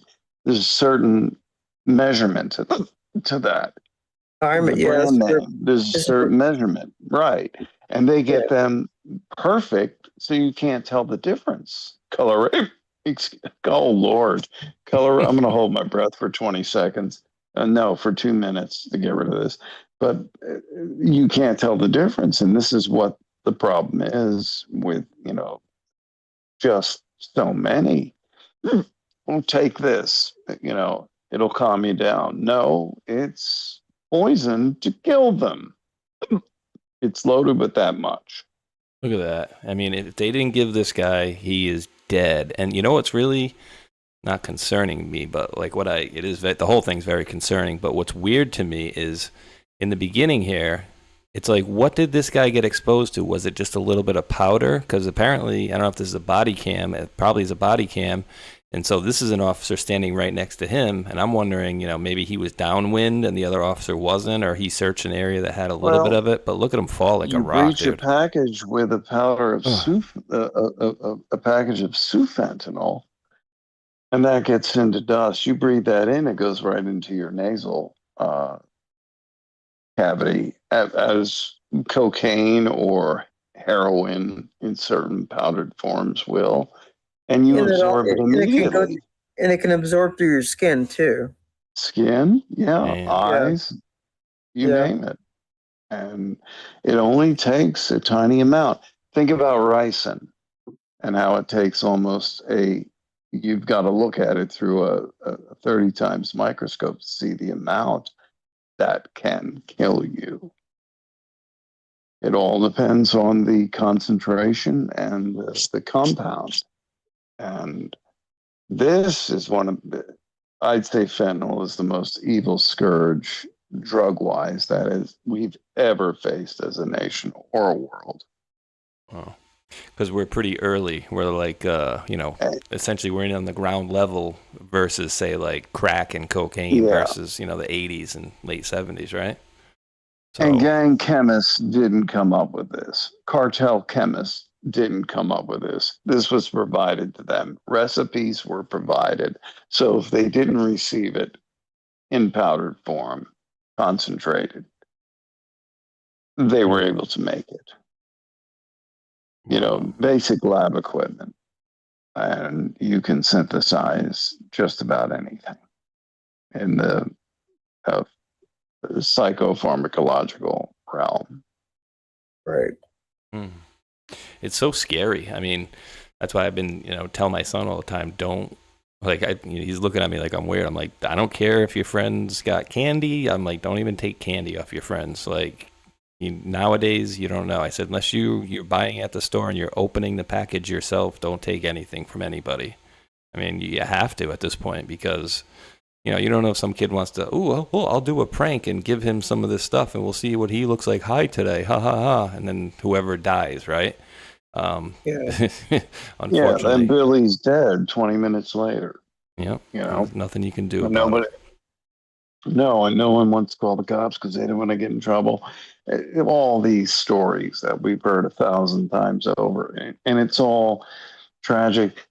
Yes, it was largely foreign imposed, and it's been a kill off. We were losing six figures. I don't know what the figures are now, but for a good 5-6 years, and Mike, correct me on this, we were losing six figures, 1 to 200,000 of the flower of our youth every fucking year.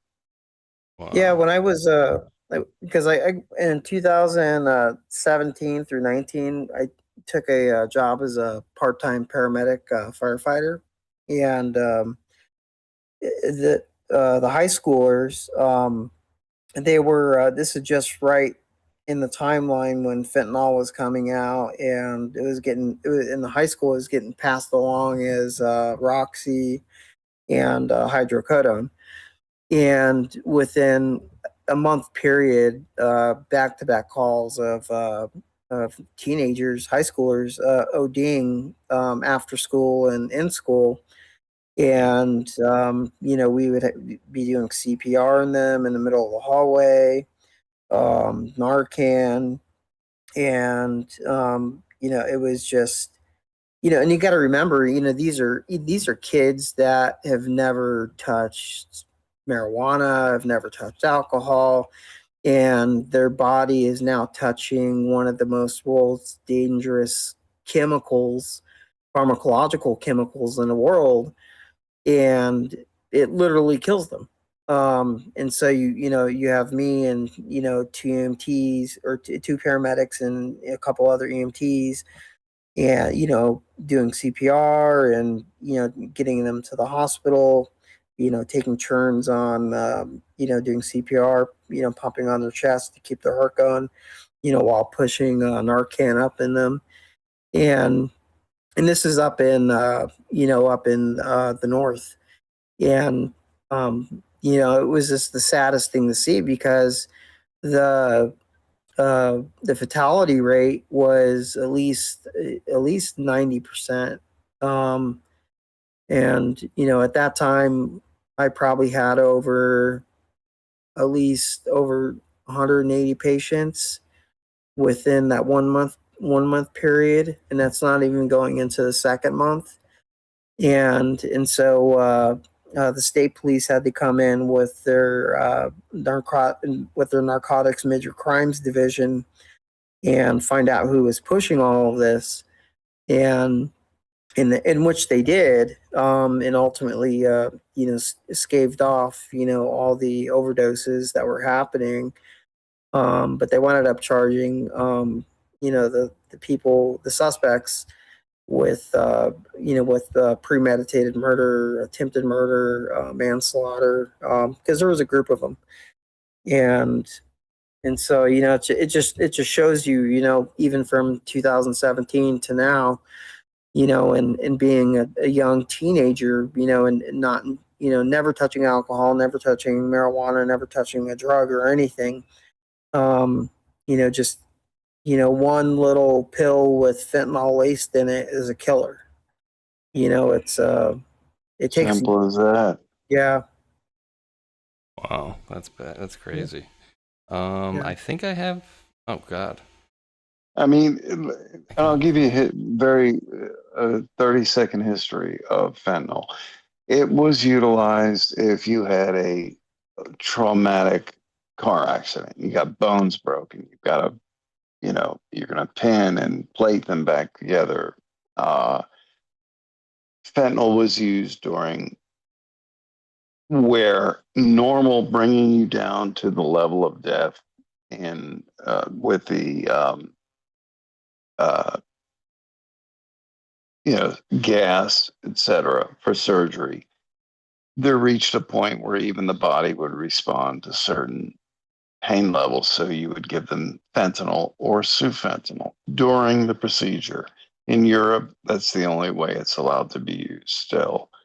Here, they put it out as a patch. And yes, for cancer patients and severe long-term pain patients, which are rare, but they're there. It's necessary. However, it made it to the streets. They'll use that excuse through the pharmacological industry as a reason why it made it. No, it was a foreign globalist direct attack on this country. How it was brought in through Mexico and parts south, how it was mixed with drugs. It's been mixed with cocaine, and people, oh, I've got my, pure coke. No, you've got a death sentence right in front of you. Dude, marijuana as well, bro. Marijuana, they've been spiking that with same thing. You'll get the same thing as heroin being smoked. The same thing will happen with fentanyl.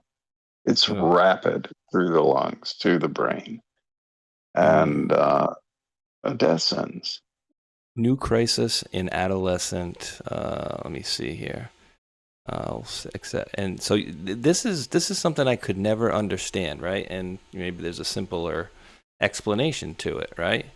Which is fentanyl-laced marijuana, new crisis in adolescent overdoses. This is from neurology.org or whatever. But I'd seen this, right? And I've seen. What's the date line and byline on that?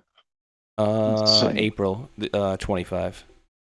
Well, so that's not long enough to go to. It still applies. Oh yeah, absolutely. But I mean, I'd seen this before, right? I'd seen it mixed with marijuana. I'd seen, like you said, cocaine and heroin and stuff. And I'm sitting back thinking, like, wait, okay, a drug dealer, you buy marijuana to sell it, okay? And then, well, wait, you don't get the fentanyl for free, so then you'd have to pay for that as well. But then you're spiking a very, low drug and being marijuana versus something like fentanyl that could kill and will kill people. And it's like, wait, it can't just be for I'm gonna add this in and they'll get so high they thought it was really good weed or something like that. That doesn't make sense. And then even adding it in is adding to your cost. So, I mean, is it just the fact that they're trying to kill people? Like, yes, and let's put it this way: them adding it in is that's an intent. It's a criminal intent to kill as many people in this country as they can. Bananas. And yes, there are other versions of fentanyl out there, but fentanyl and sufentanil being the real culprit, where it takes a very little amount. Basically, unfortunately, let's say the 15-year-old takes the Xanax that their friend got from a friend, and they simply go to sleep, and their breathing stops because it is a CNS depressant, a very potent CNS depressant, central nervous system. Yeah. So they simply relax, go to sleep, and they might feel high for a brief term. Then they go to sleep and they never wake up. Their breathing stops. Jeez.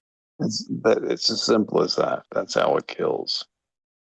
Yeah, if you're not opioid tolerant and you have to be the rare individual, you won't survive it. Yeah, it's true. Very true. Wow. That is, it's definitely a big problem, and hopefully people start to, it becomes more widely known that, people are using this stuff. So, I don't know, haphazardly, I guess the best way you could say it. It's just, I mean, you got to be doing it if you're killing people, because it doesn't make sense money-wise. Drug dealers are in the drug dealing business to either support their habit or to make money. You know what I mean? They're not into the business to kill people generally. So I feel like that's specifically that group of people that were doing that were with that intent to do such. It was the intent to kill a military age youth. Typically when you have a lot of deaths associated within a city area, you're going to have like a gang turf war over drug sales on the corners or certain parking lot of 7-Eleven or a Circle K. And so what they'll do is they'll just super max out the pills or whatever it is, or Xan bars, with more meth and more, because it's not just fentanyl. There's like, you have like meth in there, you have fentanyl. It's just a mixture of things compounded in there. And so what I've seen is some of these gangs, and what they'll do is they'll you pets better stop. What? Yeah, it's pets. So what these gangs will do is they'll make these pills with like an extraordinary amount of way more fentanyl or meth inside of the Xanax, fake Xanax and fake Percocet than there should be. And so it kills off the clientele, and then it gives a bad image to the current dope dealer. And then that dope dealer is pretty much screwed, because now he has a bad image in that area. And or they wind up just shooting and killing that dope dealer and taking over the whole entire block or neighborhood or whatever it's going to be. And then you have your idealistic. You have your serial killers, believe it or not, who are drug dealers. And what they do is they'll go out and sell drugs to everybody, just the random fake perks, fake Xans, and, give it to the customers, that they like. And over a period of time, they don't like a customer. They feel like a customer's gonna, squawk on them to the cops. And, he's got that one pill, he's got that one packet ready to give to that customer, and, he knows it's going to kill him. And so ultimately, over a period of months, he probably has, 15 to 20 kills under his belt, just because he thinks in his head, or maybe he does know for sure, that this person's going to rat him out to the police or narcotics unit. So there's quite a bit that goes on in the narcotics world, and with and it's not just fentanyl too. It's they'll sell heroin laced with fentanyl, laced with a bunch of other stuff, and then there's even drugs that are designer drugs that are even stronger than fentanyl. And it's like 2,000 times stronger than fentanyl, and they're actually legal. I probably shouldn't be saying this, but they're legal to buy in China and have them shipped here to the U.S. as long as you're saying when you're buying them that you're using it for you're a chemist, and you're using them, you're using it for an experiment or for research. Study researches or research and R&D, and they'll ship that stuff over here, and that stuff's 1,000, 2,000 times stronger than fentanyl. And you can go on the web, and go over to a page on China, and buy this stuff, and just pay $340 for it. It's actually not that expensive, and have it shipped over to your house. It's insane. Like it's absolutely ludicrous. China will indulge our insanity all day long. You think? Oh my word. Yeah. Let me see. Guys, give me they'll steal, sell, intellectual property, everything and anything they can. There's no scruples or morals regarding that regime. Coming to the end game soon. We'll see how things lay out. Ghost Mike, I do have a few stories, but if you guys got to go take a pee, get a drink or whatever, give me about a minute. I'm going to do a little housekeeping and a Rumble commercial deal here. So I'll be back in about a minute. Yeah. You guys will be muted. So go get yourself a drink or whatever, and we'll chat in a second. All right. Sounds good. Got it. All right, ladies and gentlemen, let me see one sec. I'll mute so you guys don't have to hear me keep yapping in your ear. There we go. All right, folks, and then I'll have to put this down so that way I don't hear any of them talking back and forth, just in case this happens to work. Hip hip hooray.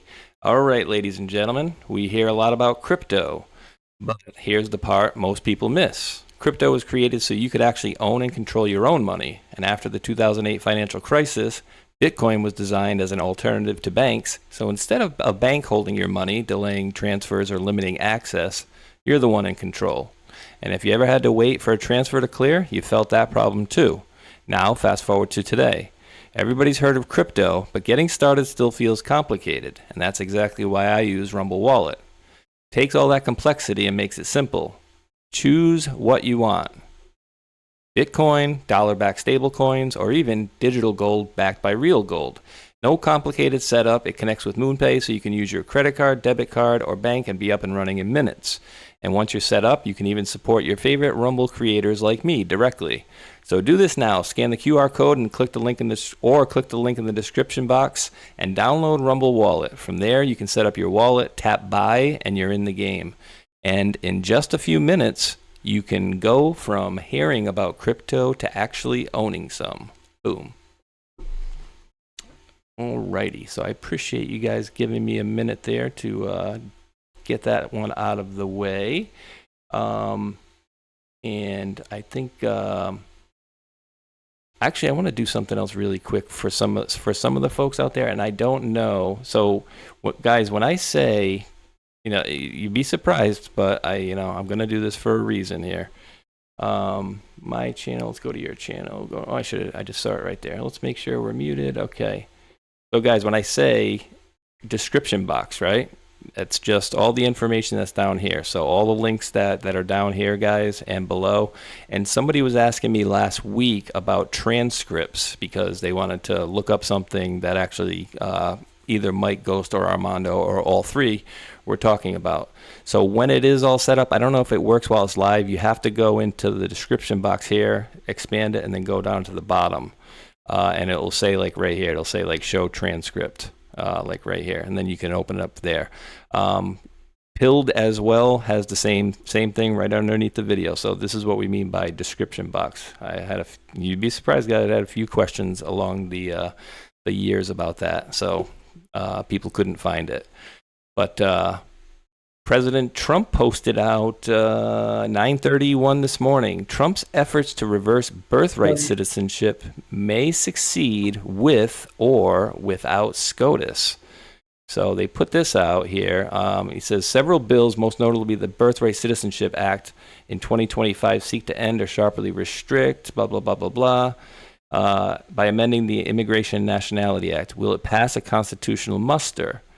So they're going to rule Tuesday in Trump versus Barbara, high-stakes challenge to President Trump's 2025 executive order that seeks to restrict automatic birthright citizenship under the 14th Amendment for children of illegal immigrants and temporary visa holders. In the event the court rules against Trump, a number of congressional Republicans have legislation pending that could practically accomplish what a different ruling would have done. American citizenship is a priceless privilege that must be protected, not exploited. We must restore integrity to our immigration system, uphold the rule of law, and protect the value of American citizenship for generations to come. Several bills, most notably the Birthright Citizenship Act, introduced by Babin and Lindsey Graham one day after Trump's inauguration in 2025, seek to end or sharply restrict automatic birthright citizenship by amending the Immigration and Nationality Act. So they're basically saying they can pass this through legislation. Now, let me see which one I'm trying to do. Supreme Court birthright citizenship slams the Supreme Court. So you have Justice Thomas talking about birthright citizenship, and I want to play this for you guys here as well. My favorite. I don't know who your guys are, but he's my favorite. Justice. Oh, yeah. Oh, Back to He's got lengthy connections. He's got lengthy connections? Yeah. And his wife is a conspiracy theorist. That was so funny. But you know what? She had some points about the stuff she was saying. He's told out on the Scalia method of, again, persuasion, discussion. Interesting. Russia. Russia? All right, let's listen to a minute of Justice Clarence here and Laura Ingraham. Back to Shannon Bream for the view from Justice Thomas, who was a dissenter here. Shannon. Yeah, in his dissent, he gets to that point, Bill, that you're making there. The 14th Amendment was enacted in the wake of the Civil War, quote, with the one pervading purpose of securing equal citizenship for the freed slaves. He writes, it was enacted, as Justice Harlan wrote, to secure to a race recently emancipated the civil rights that other citizens enjoyed. So Thomas has always been about that was the purpose of the 14th Amendment. He goes on to say that the court, meaning the majority now, has repurposed the 14th Amendment to protect its own set of preferred rights that the Reconstruction Congress never contemplated and that cannot find support in the text. Today, the court does so by recognizing a constitutional right to citizenship for the children of all foreign birth tourists and illegal aliens. He uses very specific language there. Again, Justice Thomas adhering and agreeing with the government's argument, with which they made here very passionately, that the 14th Amendment was about protecting the children of freed slaves and not what we've come to understand it as. You see his language there. He mentions birth tourism. It came up in the arguments, and clearly that's a very big concern of the dissenters. We also have dissents by Justice Alito and others, so we'll read those as well. And no, we won't. The 14th Amendment was not meant, and I think he's saying this for PR purposes, because it's what's most, it's been programmed into people. Free slaves, make everybody equal. No, it actually gave the foundation for a capital C citizen or a small c citizen. One is sovereign, one is not. Ooh, dude. And we could do a whole show on that too. We could do a number of shows on that. And there is, even in congressional minutes that I have and others have, and records, it shows where under any circumstances, anyone not wishing to be basically a slave citizen can make their claim into sovereign. And I'm not talking about sovereign citizen stuff today. That's all a bunch of hoopla, hullabaloo. Yeah, you'll learn just enough to get yourself in trouble, in jail, or worse. Pretty much. There is private, which is the sovereign layer, which is your royal families and others. All right, the and others is the interesting part. And then you're a citizen, and you're a citizen through adhesion contracts to corporate entities, which our government is now. That was changed as of 1871. Yes. And 1913. Okay.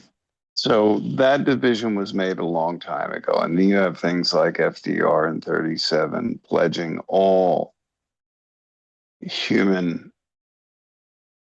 beings in our country as collateral, as chattel, meaning cattle, like collateral with cattle would be in the farming industry. We were, and our progeny were all then set as collateral. In other words, on the good faith and credit of the American people. Well, the good faith and credit was the repayment of what it took to operate the government after a certain point. 1913 was the final nail in that coffin.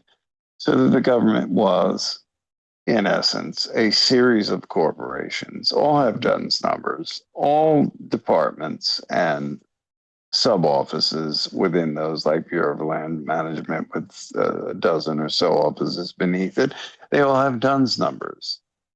Only corporate entities have DUNS numbers. Why? So you can do corporate accounting. So though at the same time the Republic had been vacated, it still exists. It has to. Or the entire idea behind every time they hide behind the Constitution, it's merely a ploy. They had to divide it up, yet keep the same nomenclature, terminology, so that people would believe, oh, we live in under Constitution. No, you don't. You go into whether it's small claims or circuit court, you don't have a contract with that court to treat you as a private, with a capital P, citizen.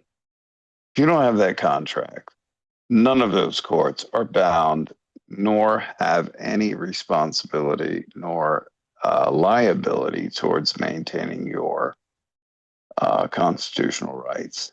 A lot of what I just said should help people understand why a lot of court cases, whether it's voting, whether it's been bogus criminal activity taken to the nth degree, like with Tina Peters, under all of that, all of it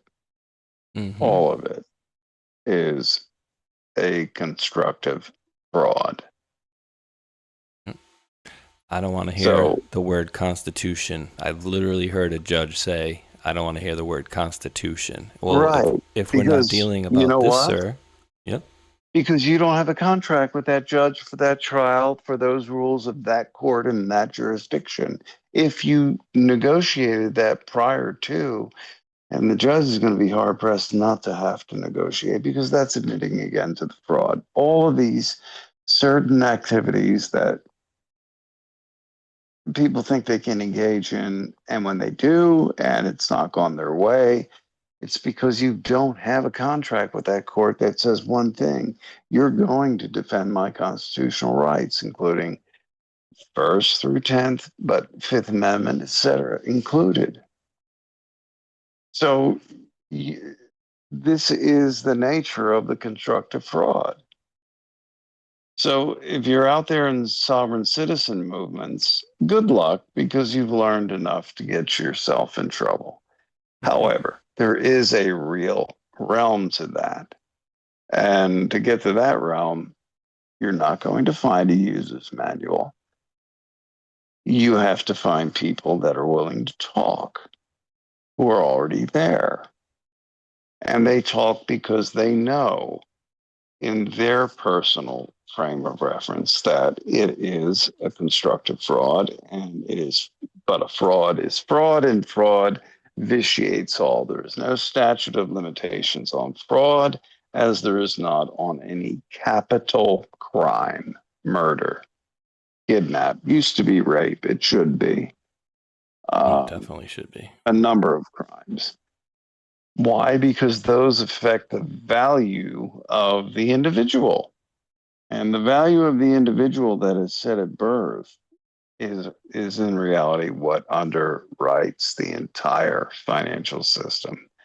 Letters patent with surnames, you go to the Vatican for that. Other aspects of accounting, you go to the square mile for that. Both accounting and, more importantly, the world's policeman. You can go to Washington, D.C., and you can go to Rome for other aspects. Wow. And I'm keeping it surface level because these people are now very aware of the fact that a lot of what this administration has done in the first, in between, and second terms has been to go against all of this, and then to bring it into a more humanitarian, more humane, and fair system of both monetary exchange, commerce, all of it. Would you rather have global commerce and compete healthfully within that realm, or would you rather have warfare?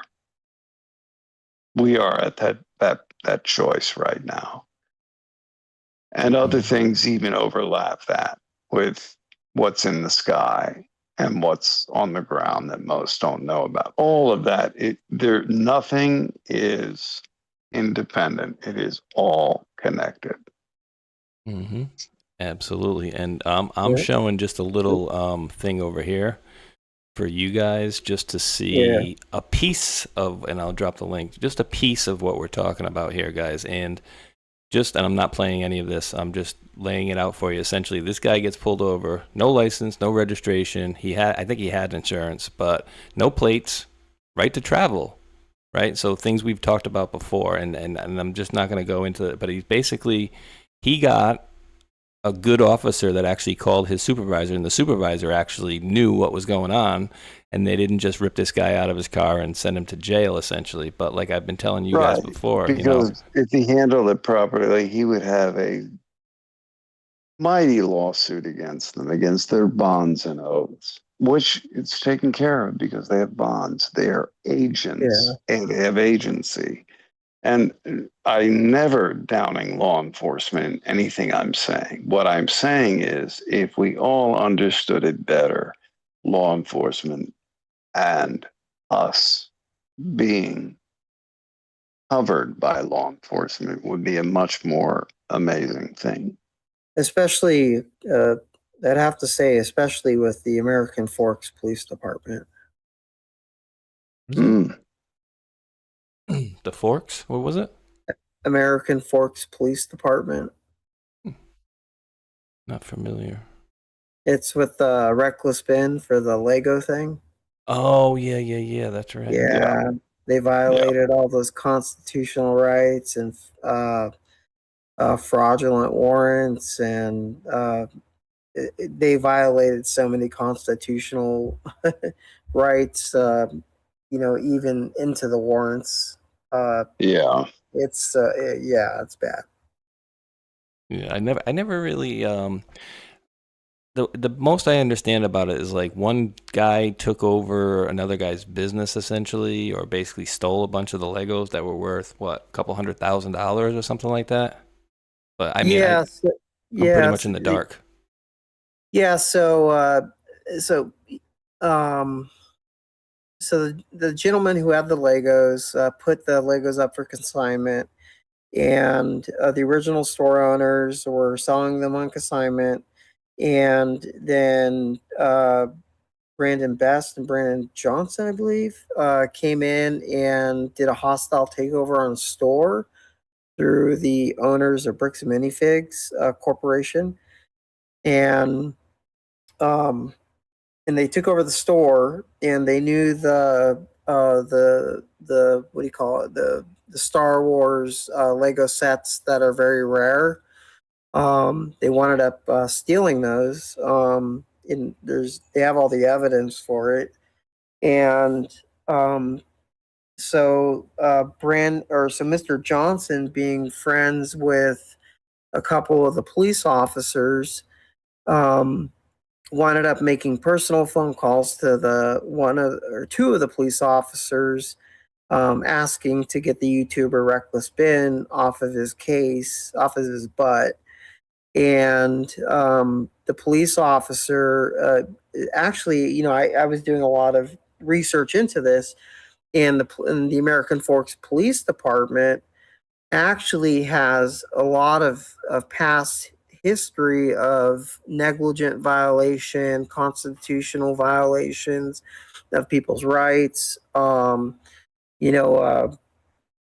violating people's rights, and this is all on body camera too.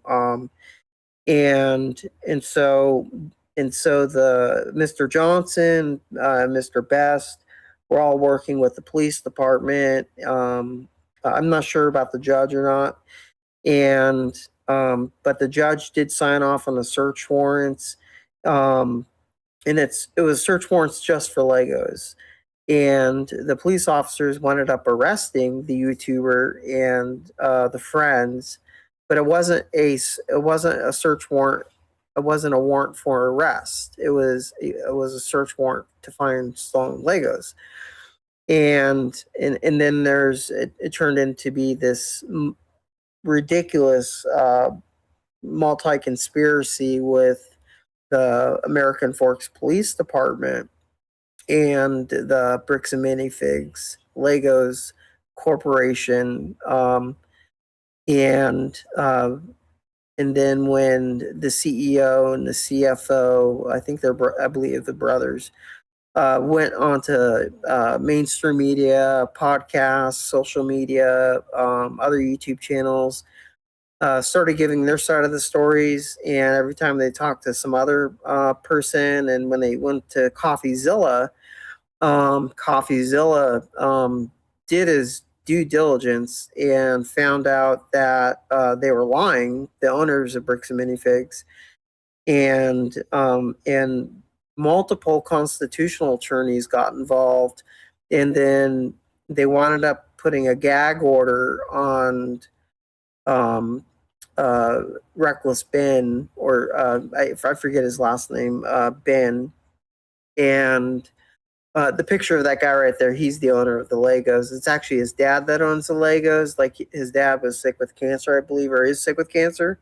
And so the dad had wanted the son to sell the Legos so the grandkids could go to college, from my understanding. And so throughout this whole ordeal, these police officers violated numerous amounts of constitutional rights, and fake. They're not fake warrants, but they lied on the warrant application to the judge, and the judge signed off on it. I think it was 2 to 3 warrants. I know 2 warrants for sure, and I believe a third. I think the third was when they went to the Airbnb and they arrested everyone. But that warrant for the Airbnb, it was for a search warrant for stolen property. It was not an arrest warrant. And they wound up arresting everyone, including minors, and they violated everyone's constitutional rights. And just within, I think it was within the past 3 weeks, a constitutional lawyer in New York, pro bono, pro se, got involved and helped Reckless Ben get out of the gag order within the past couple of days, because the Bricks and Minifigs Corporation was making Reckless Ben into a RICO case, and which in fact, in churn, it's actually the other way around. And now all of that evidence has come out to light that the Bricks and Minifigs CEO and their acquaintances, colleagues, and friends doing all the hostile takeovers of these Lego stores where they sell Legos, do Lego parties for kids. Yeah, it's just a Lego store, right? Were laundering money. They would do fraudulent transactions for selling a store, or repurposing and reselling the store back to the same owner, and putting that store owner into bankruptcy. It's just a whole bunch of legal litigation that the store owners, violating multiple federal constitutional rights, and along with the American Forks Police Department violating, which is the biggest, violating themselves constitutional rights over reckless arrest. It's a really big story, and it's actually going to be, from my looking into it, my research is probably going to be one of the biggest case studies for constitutional case law, probably for the next 5 to 7 years. Wow. I mean, yeah, and this is actually the specific part that I wanted to find, because this guy's retelling the story, and he's retelling what the other guy's telling him. He's like, if we go to court, we're going to drag this thing out so long, and you're going to end up having to spend so much more money than your collection's ever even worth. And what would you have gotten out of it? It ain't going to be worth it, man. So like just a slimy, scummy thing that they did to this guy and his business essentially, and it's just not. That's not American, right? This doesn't feel American to do that. And then the police, his friends helped to do this as well. Right. Yeah, they all need to go down and get fired. Every last one of them. Every last one. Well, and what's kind of it's not funny, but the irony behind it is after the second episode air with this, the police chief made everyone redo their certifications, pretty much in everything. For search warrants, writing a search warrant, making an arrest, making, pulling, stopping someone, policies and procedures on traffic stops. And then the two officers that were involved that did violate constitutional rights, the police chief made those two do, public relations and civil rights training. And after they did the training and got the certifications, they published those certifications on YouTube and on the internet to show to the world that they have all this training and certifications. But what was funny was when the CoffeeZilla investigator and the other constitutional attorneys went back, and because you can look at any police officer's training curriculum and certifications, and upon request, like through a FOIA and also through a department request too, and they had found out that all of the officers did all of the same training pretty much the same day, if not the next day, with one another to make sure they look like saints when they weren't. Wow.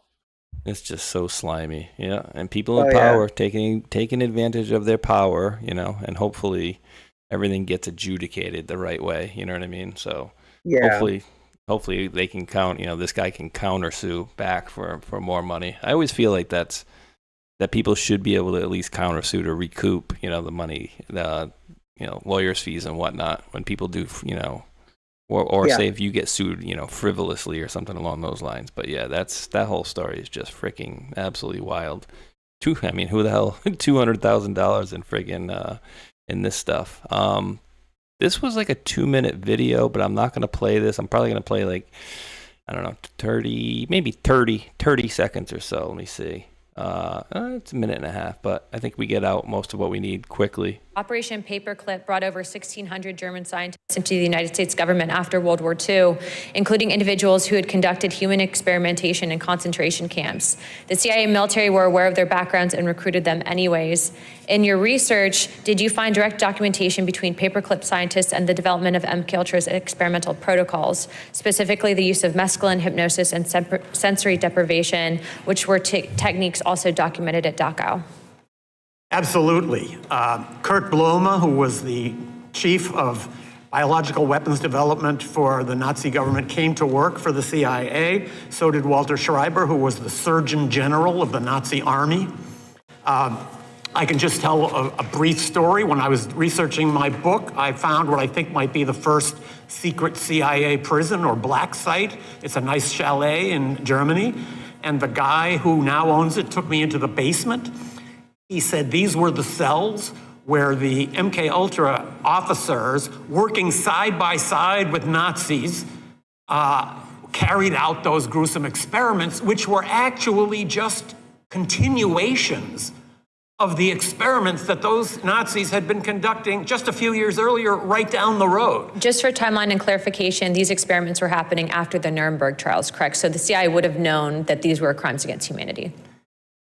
I looked for an episode in which the Nuremberg doctrines were posted on the wall in some MKUltra or CIA office, and I was never able to find any indication that those Nuremberg principles ever were even consulted, much less obeyed. So it seems like she's, I don't know what she's going to do, but she's digging into the MK Ultra deal. We talked about Paperclip there, and then she finalizes it with, I'll be meeting with German Parliament tomorrow to identify and locate victims of MK Ultra buried in Germany at the hands of the United States government. Oof. Is she, Yeah. So she's going into something big.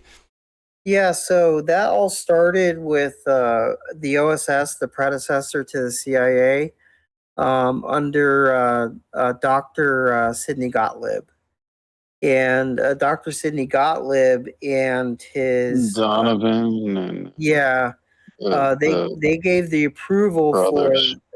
for the Nazi scientists and also the camp scientists that did all the medical torture and experimentation on human bodies in Japan, including prisoners. Yeah, Unit 731 was even more of a huge cache of data than the Nazis had, and no one really ever went to prison for them except for Tojo and a few of the others they hung. Right.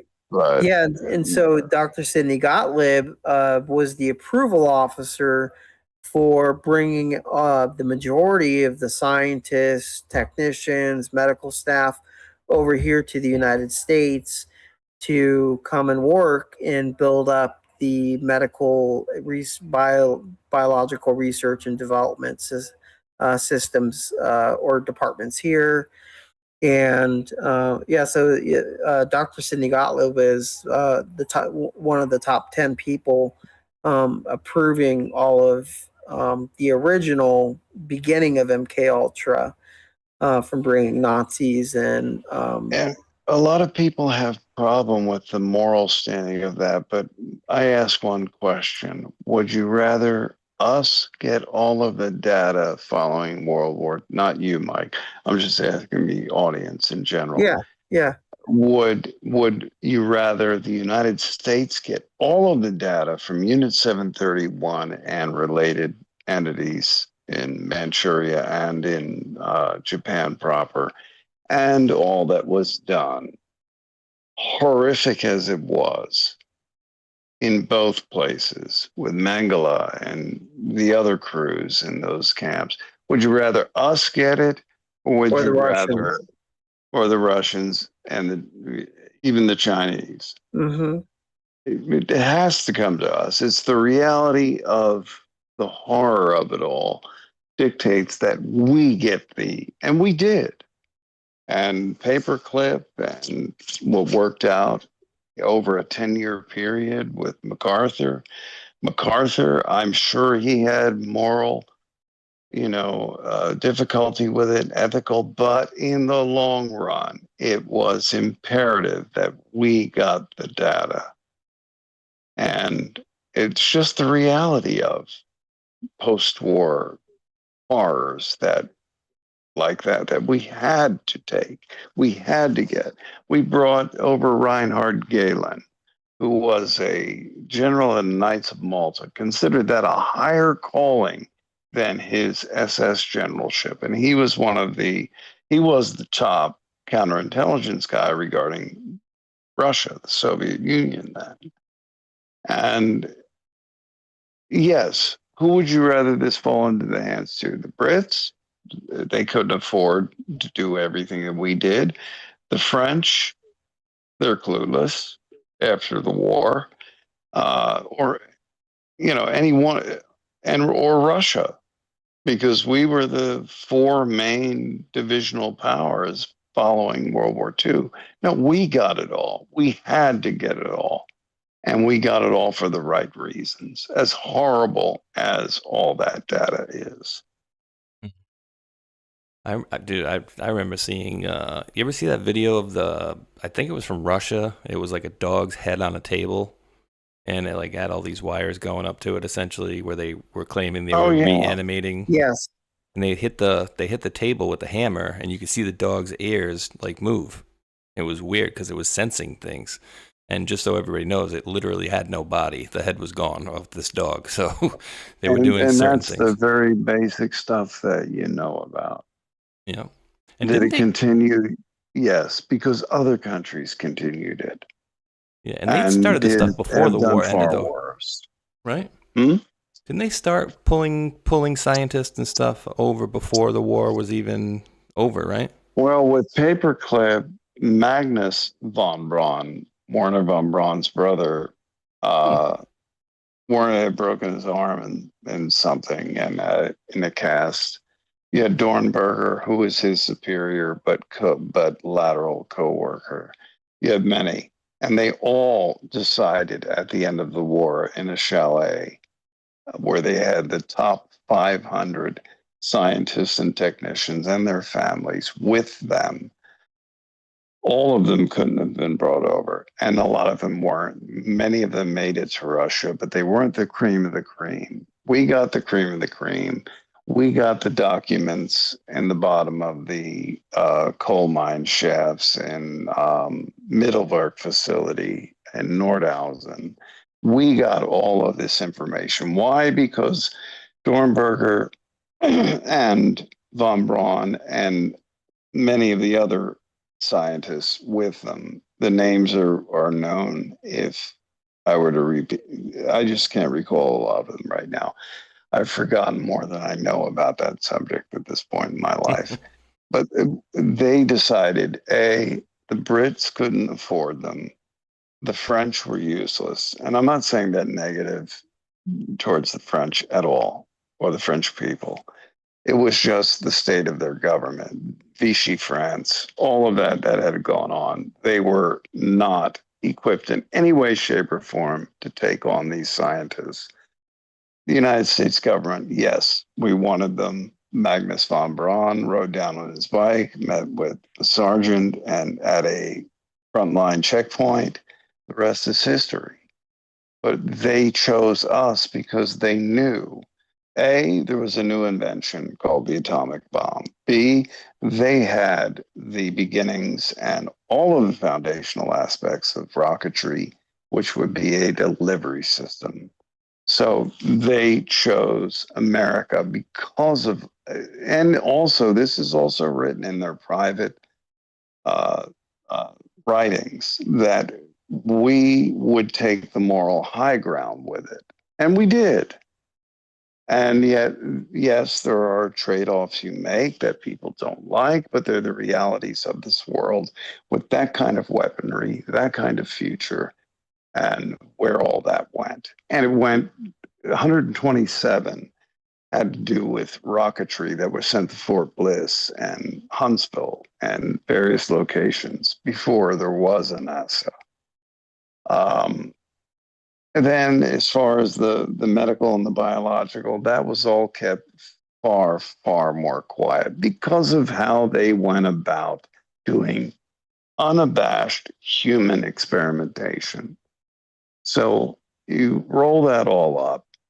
Who is best equipped at the time, to this day, to deal with all of this? The United States. So it was their decision. The top scientists responsible for these 500 technicians and scientists and their families, where they would go. Others went into physics and related programs. The rocketry, there were 127 out of that 500 that went with that. And the rest is history with nuclear weapons and their delivery systems, et cetera, of all types. But that, the medical, yes, it was important that we got it more and more rapidly and completely than anyone else did. And they also had necessity. They also had the other aerospace scientists go over to Roswell Air Force Base. Yeah, and if people knew the technical prowess, the Germans had many faults in their logistics and their reporting and their systems of responsibility for what was going on. However, they did have T-Stoff powered rockets that the ME, what is it? The one that looks like a little just a winged blob that would go through formations of bombers, firing a 20 millimeter cannon, rocket powered. They had so many, the Flying Wing, Horton, and those design groups and people that did amazing things with aeronautics and aerospace. They even had a design and if the war had gone on 2 or 3 more years later, you would have seen this used. A rocket-powered craft that would bounce off the atmosphere, bomb. It was called the New York bomber. Yep. It would bomb New York and then turn around and bounce off and hopefully land back in Europe. Otherwise, there were suicide missions. When they felt they had the bomb, we were much further along. Thank God. They never had a workable reactor to produce anything. However, they had the knowledge. They simply didn't allocate resources, nor did they have the resources ultimately to do that. But no one here knew that. We had to go on the assumption that they were working towards it from work from Heisenberg and many in the 30s. Bottom line was the information all wound up where it should have been. Whether you have moral issue with it or not, all of us have moral issue with how it was acquired. But we, in the end, secured it. And this country serves as an example to something that is well higher above in calling than any, let's say, legislative or any other branch could measure up to, except for, and I'll say this, the administrative branch that does understand the far-reaching implications of all that's happening today. Heck yeah. We'll see where this investigation goes, but I think it's more about just bringing it to the fore or bringing it out to the public as a repeat, as these repeats are necessary for some folks out there. Because we have modern equivalents, the COVID, all of that, the cover-ups, the soft kill. All of this is direct descendants of World War II methodology and mentality. And some on the bad side. On the bad side, we've seen what we've had to deal with. On the good side, those days are here. I was just following orders. COVID shots, killing bad people or killing people. I was just following orders. Or, currently, I was just following orders, giving people my jabs. Again, direct descendant to all of that mentality, all of that methodology. It's not going to fly these days. Not in the fullness of time. No mas. Okay, gentlemen, we got a couple more stories here. And I wanted to see if we could. All right, one of them is obviously President Trump is looking into the gouging of prices for oil/gasoline, right? During a couple months ago, oil was like up in the 120s or so, and then it was $3.99, $4.29 here. I think I had to pay even last night like $3.79 for the minimum crap, and the premium was like $5 or something like that. I was like, this is ridiculous, because last we checked, so cheap. It's like 16. Well, yeah, because Mike's in California, unfortunately. Yeah. Where, by the way, you guys voted to increase your own taxes, right? That's how up and up gasoline, right? Yeah, that's how up and up the elections and voting is, right? Like, all those people voted. Yeah, I think it's a good idea. We're not paying enough for gasoline here. Why don't we put some more dollars in there?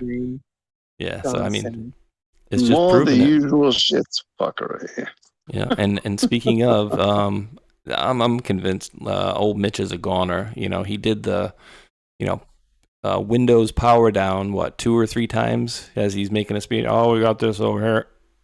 I think he's right along with RGB? his contemporary poopy pants. What was his name? Oh, Biden. That's right. I think he's right Poopy along. pants. Yeah. Affectionately, of course. Poopy pants. Well, remember when he froze? Like that was like at least a couple of times when he just like froze Yeah, in he's front like of the camera. buffering like a cat with with a string on its head, going, what do I do? He's buffering. Catatonic. Literally. And then this was, when was this? This was 3-4 days ago. This video came out. I guess he took a fall. I don't know how long ago. He's been in the hospital for 15 days. And some people said he's still out there voting or whatever. But of course, old Mitch fell there, and obviously he's not in good health. And you know what else too? I noticed too about him. China, Mitch. He's like, China. I love when the president used to call him China Mitch. I like cocaine Mitch a little better. Because isn't his wife? His wife's the one, right? That's like the shipper. I have shipping. no idea. Yeah, his wife, I believe, is the one that's into shipping. Just let me get a little bump and I'll be all right. I'll be okay going forward, guys. This could turn into a very long conversation as well, but I just want to get your guys' thoughts on silver price. I don't know what you're talking about. All right. Have you guys seen the U.S. Mint prices for? I don't even know if this will work right here, but anyways, well, they're doing numismatic value. Numismatic. Yeah, the collector value of it, but the silver is, if it's an ounce of silver, it's worth an ounce of silver. Yeah, some of these are like, some of these right here are like well beyond the value that it should not even be anywhere close. Well, so this is, well, here's the same thing. They do this. The artwork is what they're presenting. You pay the residual between the ounce of silver and the amount of gold, whatever it takes on there, whatever that pure value is at the spot price when they're made. They're charging you an artist residual to pay for their basic operating costs, just like the USPS.com, US Postal Service.com is commercial. When you're paying for the weight of an item, what they do is because in the true system, 3 cents will get anything anywhere in the world. However, when you're going through the post office, that's a commercial entity. Okay, it's not .org or .gov. .gov being the operative domain suffix for that. .com. When they say, okay, it's going to cost us this much to move this package, and they develop a weight scale. And this math changes all the time as they up the prices. You're paying, what pays for their ability to move this mail is not the price of the stamp. It is the artist's residual on the stamp. Oh, yeah, that's right. Okay. So, and stamps, whether it's .com or .gov issued, if you have a big enough box filled with enough dollar stamps, you can buy a house, you can buy a car, you can buy anything with it. It's a negotiable instrument. God, I can't find this. But Ghost, I'm talking like value. I'm talking way crazy value though. Like, and it's well beyond like. See, put it this way. See this one right here? Because you're paying for the set, then you're not going to crack that plastic open. You're going to save that. All right. And what they're charging you for you're going to pay $750 for a half ounce of silver? Well, yeah, because you're paying for that commemorative set. You're paying for the artist's renditions of the punches and dies. That's what you're paying for. And that they apply to operating costs. Very simple. Let me put it to you another way. Does it hold that value?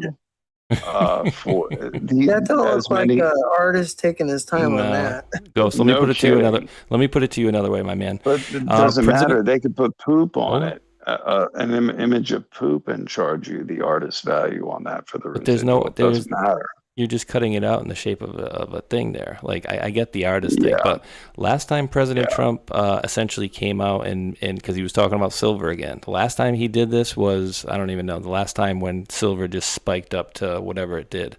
So and this same situation happened where they started offering crazy amounts because, dude, this is a half ounce of gold. Gold's what, 4,500, 5,000 right now. So what, 2,000-3,000 at gold? So you're going to give him an extra 7,000 per. So what I'm saying is maybe, and again, I'm not. Don't ever take monetary advice from me. I'll just tell everybody that. But again, to me, it looks like the prices might be floating up again. I don't know. I don't know. But for like 1 ounce of gold, $19,600. That's It's insane. That's a big bump right there. So again, I'm not telling people whatever, but buy the dip. Buy the dip. Definitely buy the dip. Yeah. I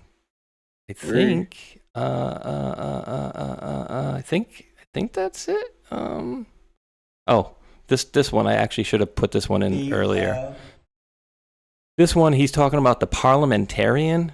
Like when we talk about people that are resisting things, apparently this person was hired by Harry Reid and Barack Obama, or put into place as the Senate parliamentarian. And that person is still the Senate parliamentarian under Thune.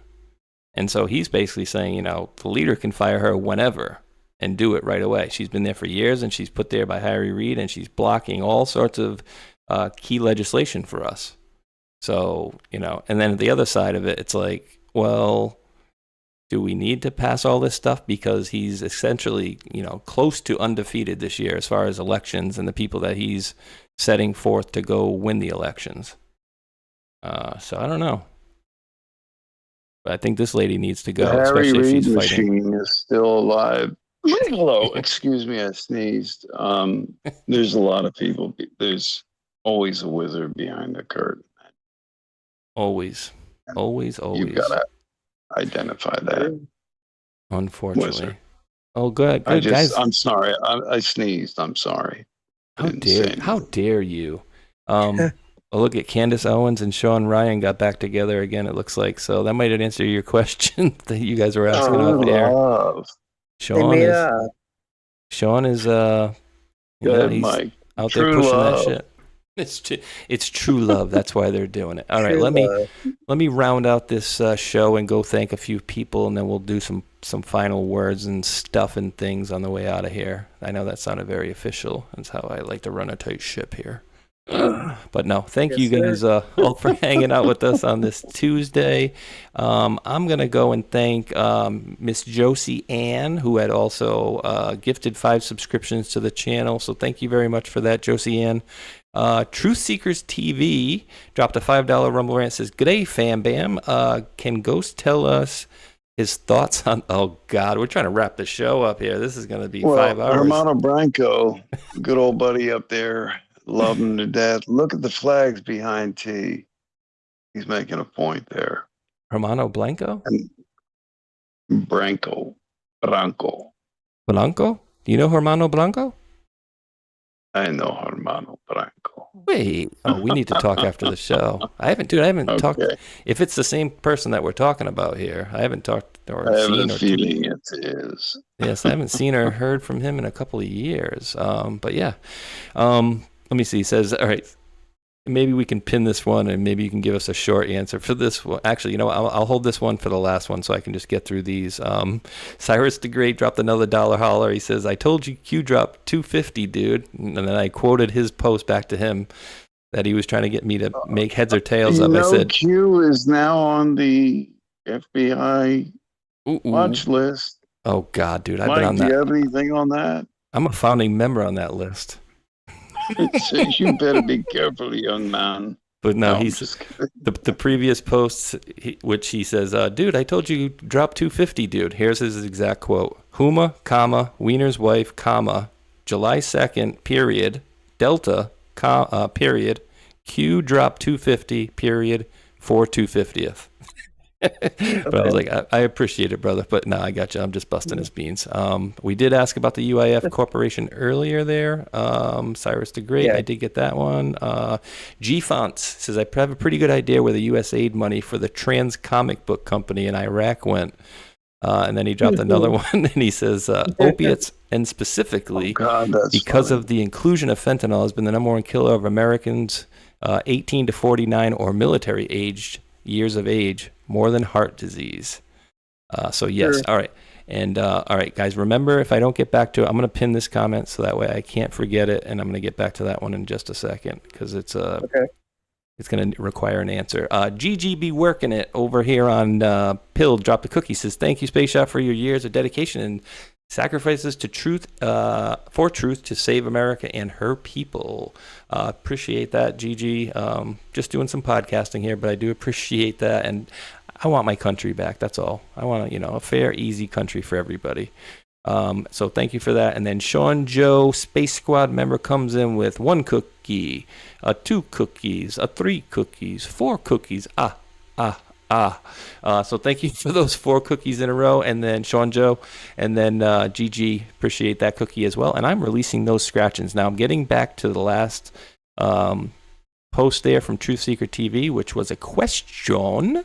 And it says, G'day, Fam Bam. Can Ghost tell us his thoughts on the Magna Carta? Great show, guys. They're from Australia. Says we need a show with 2 shows. Yes. Well, first and second Magna Carta we have to cover. Well, they said, and I told them I was so busy during the move because, and I will. We'll definitely get a show together there, Truth Seekers TV. Maybe we can pull Ghost on one of those and talk about the Magna Carta for 2 hours. We'll bring Lord G on too, and that would make for a very good one. But the Magna Carta is a good thing, right? I mean, obviously, it's the founding document of civilization. Maybe, I don't know. It was. Let's just. I'll sum it up in one statement. It was the hegemonic royal control realizing if they did not recognize certain aspects of the populace, they were going to be in trouble. So the Magna Carta, first and second versions, came about. Right. And they began the recognition that in reality, all men, meaning man and woman, and whatever their disposition is, are created equal in the eyes of the Creator. Hell yeah. And this is what, though people call them elites, stop calling them elites. There's nothing elite about most of them. Call them deletes, because they've got a time stamp on their shitfuckery, and it will be deleted in time. And there's nothing they can do about it. This is what not only human endeavor and AI, et cetera, but higher endeavor will bring into play. So enjoy the hierarchies and perches and mammon and what it gets you for the time being, because and this is not an ignoble sentiment I'm putting forth. It's just a rebalancing sentiment. In other words, a rebalancing statement saying that the future is going to bring more balance into humanity, its environment, its resources, its uses, and not from a globalist perspective, but from a nationalistic alignment, common sense perspective. Big statement, a lot contained in there. More on that for the future. Very cool, very cool. Well, no, that's I appreciate that, my man. And let's go to Mr. Mike first. Anything you were looking out for? Anything you want to say? Any parting words or final thoughts for the guys and gals out there? Where it looks like we got about I'm not being reported back on Pilled, but other than that, about 1,000 folks. Yeah, thank you to the audience. Thank you, it means a lot, to have you guys on. It's always a great time being on here with Ghost and Spaceshot here. Absolutely amazing friends, and I include you guys in the audience as friends as well. I also just want to say, thank you for all the help on the GoFundMe that we're working on to fundraise for my wife's heart transplant. Something that I never thought in my life that we would be in a predicament like this. And we are just my wife's actually sitting here with me right now, and we just want to extend our Renee. Hello. Oh, good. Hi. Yeah, and she said hi if you guys could hear her. Yes, sir. We just wanted to, extend our gratitude and our graciousness to everyone out there. We're so blessed to have all of you guys within the audience, helping and reaching out, and it's just an amazing thing that that you guys are there, and either with prayers, support, passing on the GoFundMe, or help pitching in with the GoFundMe for Renee. And it was really hard for me to hear, from the doctor to hear that she only has 2 to 4 years, and then we had to get her on a heart transplant list, and she's only 40 years old and 40 years young, and so it beats me up a little bit, but I'm absolutely grateful, and when I go to work, when I go to work in the military, I'm very thankful to know that there's people in our corner, helping out, and that gives me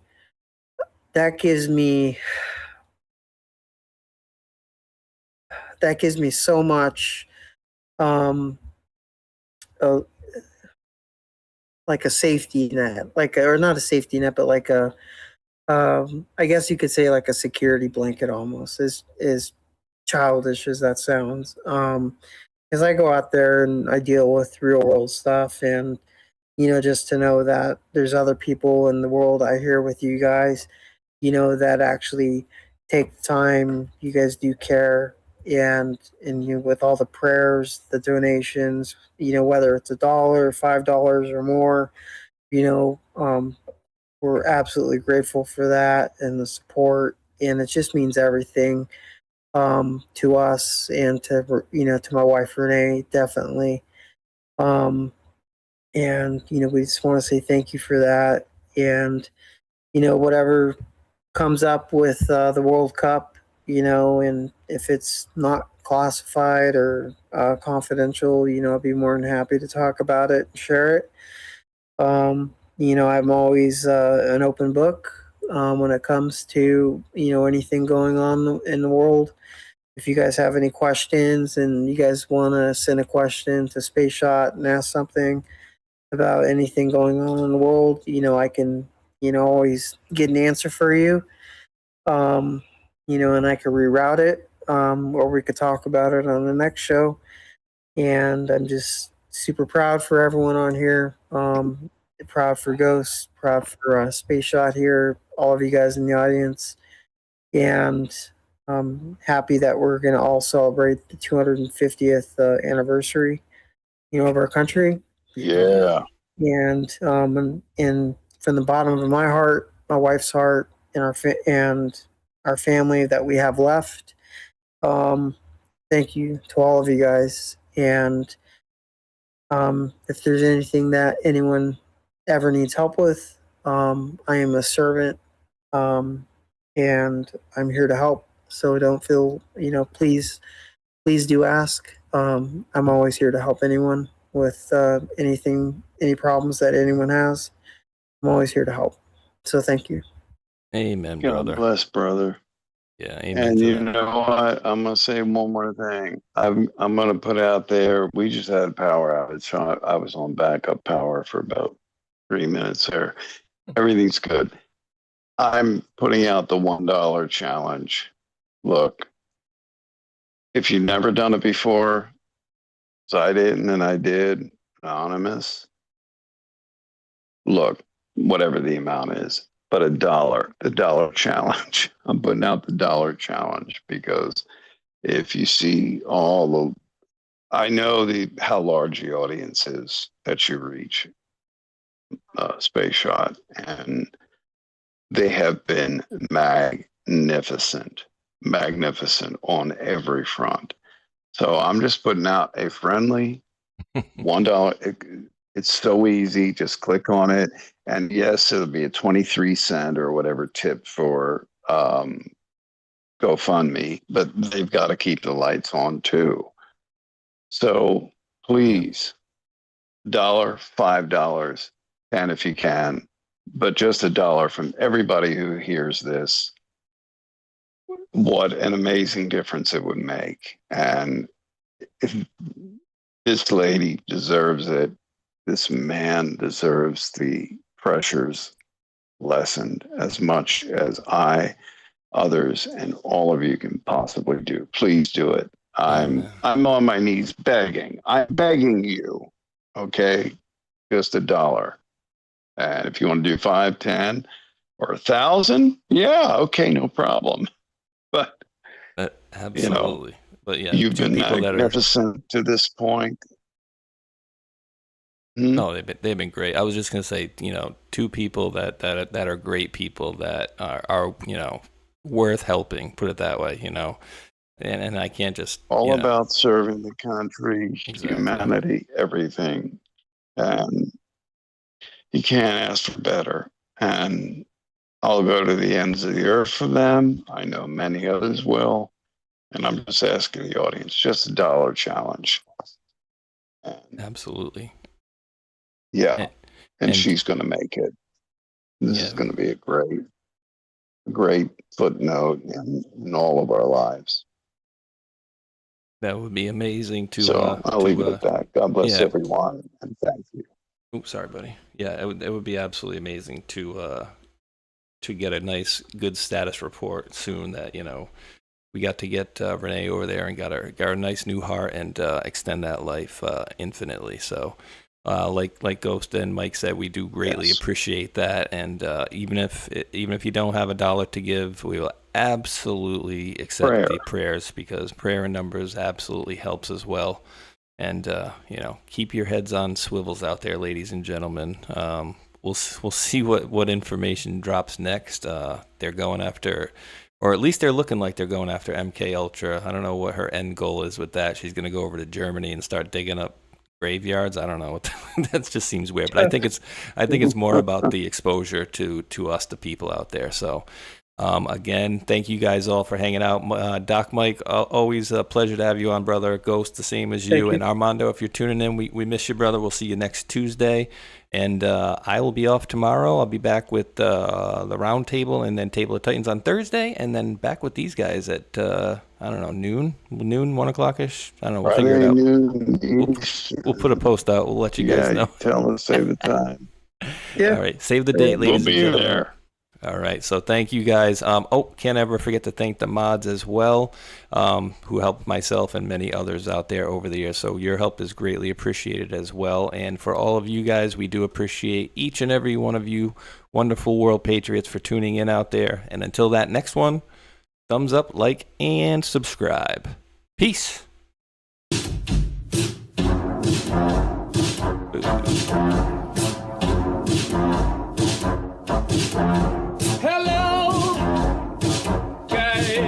Something special is happening in here.